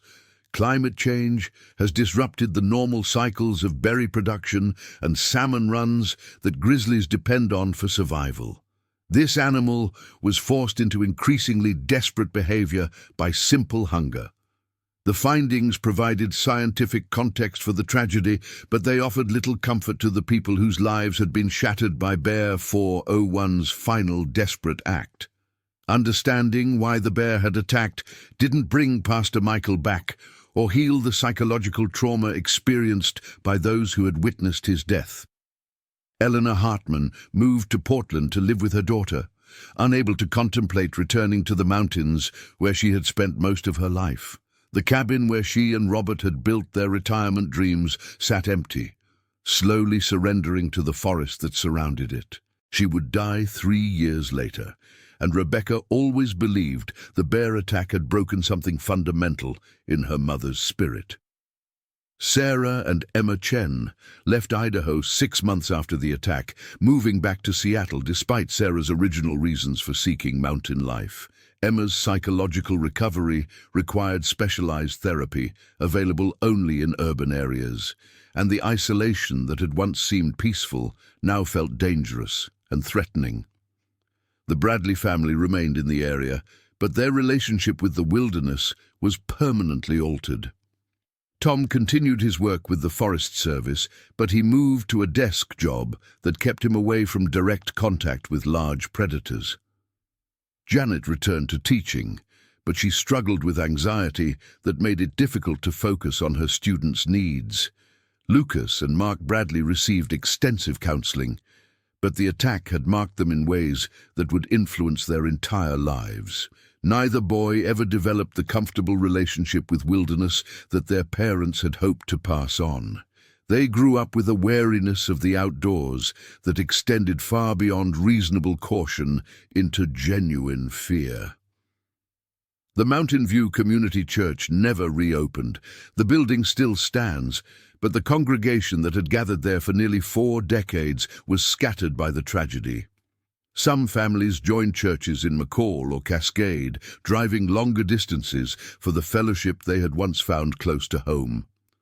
Others simply stopped attending services altogether, their faith shaken by the random brutality they had witnessed. A small memorial stone now marks the spot where Pastor Michael Reynolds died protecting his congregation. The inscription reads, "Greater love has no one than this, to lay down one's life for one's friends." John 15:13. Visitors occasionally leave flowers or notes, but the clearing where the church once stood is slowly being reclaimed by the forest. The incident led to changes in how rural churches approach safety in bear country. New guidelines were developed for congregations meeting in remote areas, emphasizing awareness, emergency procedures, and coordination with wildlife authorities. Pastor Michael's death became a case study in seminary programs, raising difficult questions about divine protection and the reality of living in God's creation. Dr. Amanda Foster established a support group for bear attack survivors, drawing from her experience treating the Mountain View Church victims. The psychological trauma she learned often proved more challenging to heal than physical injuries. Survivors described a persistent sense of vulnerability, a loss of faith in the security they had once taken for granted. What they experienced was a complete shattering of their assumptive world, Dr. Foster explained to colleagues at a conference on wilderness trauma. They learned that violence can erupt without warning in the most peaceful settings, that good people can die for no reason other than being in the wrong place at the wrong time. The story of Pastor Michael Reynolds spread beyond Idaho, becoming a symbol of pastoral sacrifice that resonated with rural congregations across the American West. Churches in grizzly country began implementing safety protocols that would have seemed paranoid just a few years earlier. The balance between faith and prudence, between trusting divine protection and acknowledging real dangers, became a theological discussion point in communities throughout the region. But for those who had known Michael personally, who had shared coffee and conversation with him after services, who had sought his counsel during difficult times, the larger symbolic meaning of his death mattered less than the personal loss they continued to feel. He had been their pastor, their friend, their spiritual father in many cases. His death left a hole in their community that could never be filled by theological discussions or safety protocols. The grizzly bear population in Idaho continued to grow and expand its range, bringing inevitable conflicts with human development. Wildlife officials implemented new protocols for tracking aggressive bears, but they couldn't eliminate the fundamental tension between wilderness and civilization that had led to the tragedy at Mountain View Church. Climate change continued to disrupt the natural food cycles that sustained large predators, forcing more bears into conflict with human populations.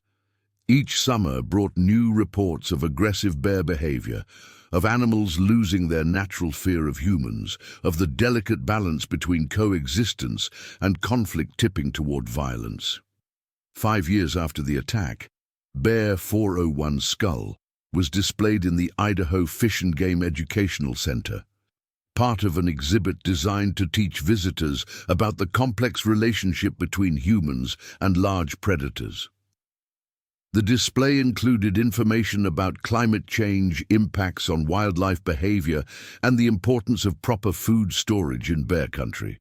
But visitors who paused to read the detailed information about Bear 401 rarely learned about Pastor Michael Reynolds, about Eleanor Hartman's broken spirit, about the Bradley twins' nightmares, about the small mountain church that never reopened. The bear's story was presented in scientific terms as a case study in wildlife management and environmental change. The human story was more complicated, harder to summarize in educational displays. It was about faith tested by violence, about communities shattered by random tragedy, about the price paid by individuals when the careful balance between civilization and wilderness tips toward chaos. Pastor Michael's personal effects were donated to the Idaho Council of Churches, where his worn leather Bible became part of a traveling memorial to rural pastors who had died in service to their communities. His journals, filled with observations about mountain weather and wildlife behavior, were archived at Boise State University's Special Collections Library. Margaret's wedding ring, which Michael had worn on a chain around his neck since her death, was returned to his daughter in Portland. She kept it in a small wooden box, along with the last letter he had written to her, a Father's Day message that arrived 3 days after his death. "I want you to know that serving this community has been the greatest privilege of my life," he had written. "These people have become our family in ways that go beyond blood relationships."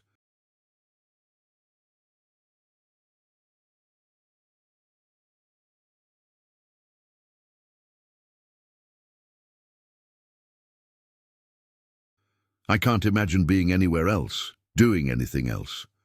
God has blessed me with 15 years of meaningful work in His creation. The letter was dated May 30th, just 3 days before the attack. In it, Michael described his plans for the summer: visiting shut-in congregation members, organizing the annual church picnic, baptizing David and Maria Santos's baby when it was born in the fall.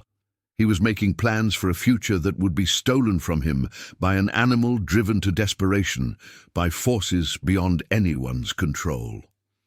10 years after the attack, the story of Pastor Michael Reynolds had become part of the oral history of Idaho's mountain communities.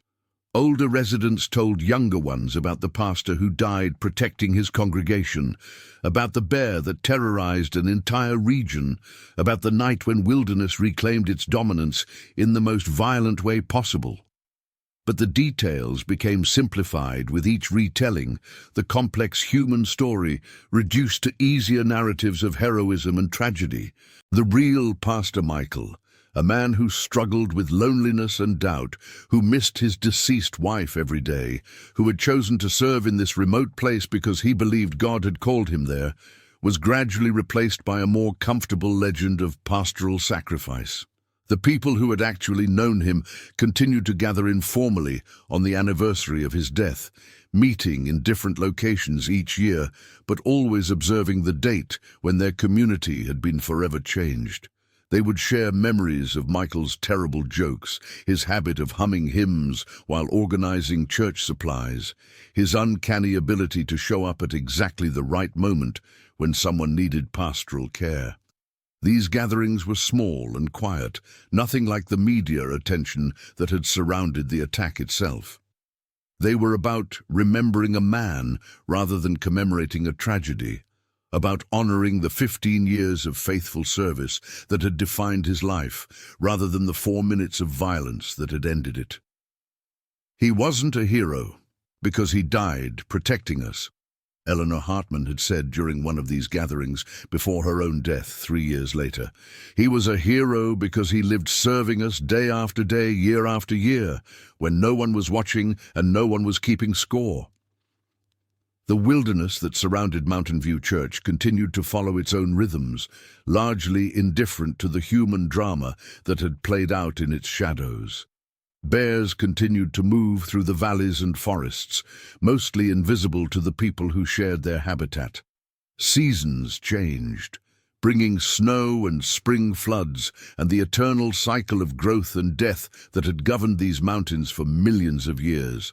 But for a small group of survivors scattered across the American West, the knowledge of what had happened on that June evening in 2024 served as a permanent reminder that the peace we create is fragile, temporary, and precious beyond measure. They carried with them the understanding that wilderness and civilization exist in constant tension, that the balance between safety and danger can shift without warning, that good people can die for no reason other than being in the wrong place when that balance tips toward violence.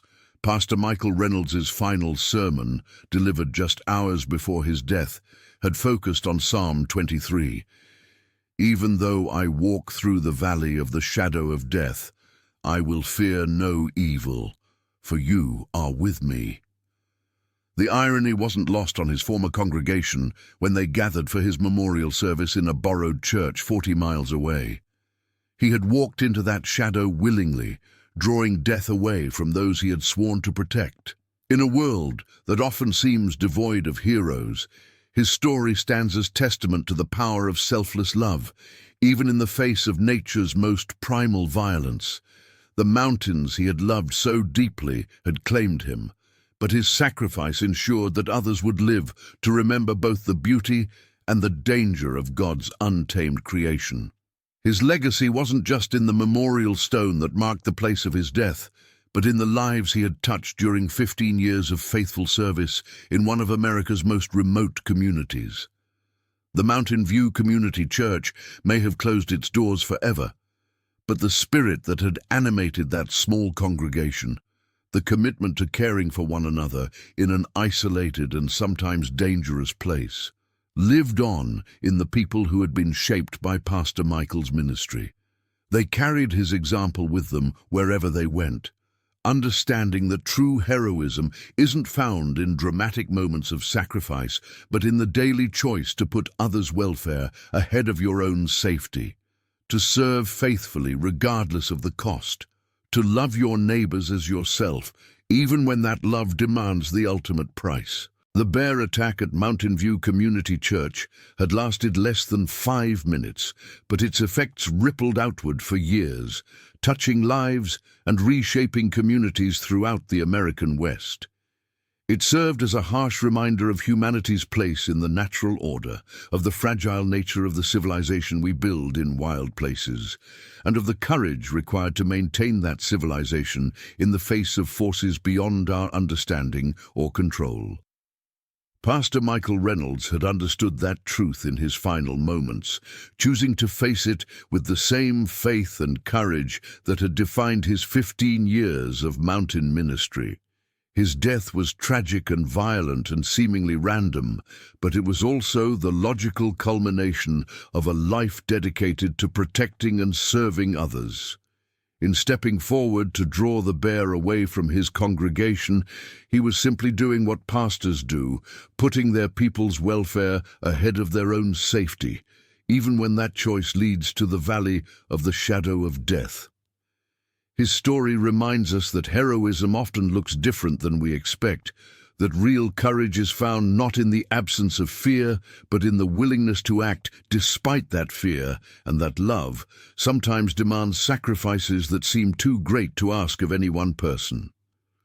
Pastor Michael Reynolds made that sacrifice willingly, understanding that his death might save the lives of people he had served faithfully for 15 years. The mountains he loved so deeply had claimed him, but they could not touch the legacy he left behind, a legacy of faithful service, selfless love, and the understanding that some things are worth dying for. In the end, that may be the most important lesson to emerge from the tragedy at Mountain View Community Church. That life's greatest meaning is found not in its length, but in its willingness to be spent in service to others, regardless of the cost. Bear 401 was gone, destroyed by necessity and official decree. Pastor Michael Reynolds was gone, claimed by violence that erupted from the wilderness without warning. The Mountain View Community Church was gone, its congregation scattered by trauma too great to overcome. But the spirit that had brought them together in that remote mountain clearing, the commitment to caring for one another in an isolated and sometimes dangerous place, lived on in the people whose lives had been touched by their brief time together. That spirit, forged in the beauty and danger of God's untamed creation, would endure long after the memorial stone was weathered by mountain storms, long after the last visitor left flowers on the place where a good man died, protecting people he loved. It would endure because some truths are too important to be destroyed by tragedy, too powerful to be diminished by loss, too essential to be forgotten by those who understand that love sometimes demands the ultimate sacrifice. In the end, that understanding may be Pastor Michael Reynolds' greatest gift to those who survive him. The knowledge that even in a world where violence can erupt without warning, where good people can die for no reason other than being in the wrong place at the wrong time, love remains the most powerful force in the universe, capable of transforming even the most senseless tragedy into something that honors the best of what it means to be human. The story of Mountain View Community Church is a story about that love, about the courage required to maintain it in the face of unimaginable loss, and about the legacy that endures when someone chooses to live and die in service to others. It's a story that reminds us that while wilderness may reclaim our buildings and scatter our communities, it cannot touch the bonds we forge with one another, or the love that motivates us to put others' welfare ahead of our own safety. That love, like the mountains themselves, will endure long after all of us are gone, a testament to the best of what it means to be human in a world that can be both beautiful and terrible, peaceful and violent, sacred and profane. Pastor Michael Reynolds understood that truth, lived that truth, and died protecting it. His story stands as a reminder that in the end, love is the only force powerful enough to redeem even the most senseless tragedy, the only truth worth living for, and sometimes the only cause worth dying for.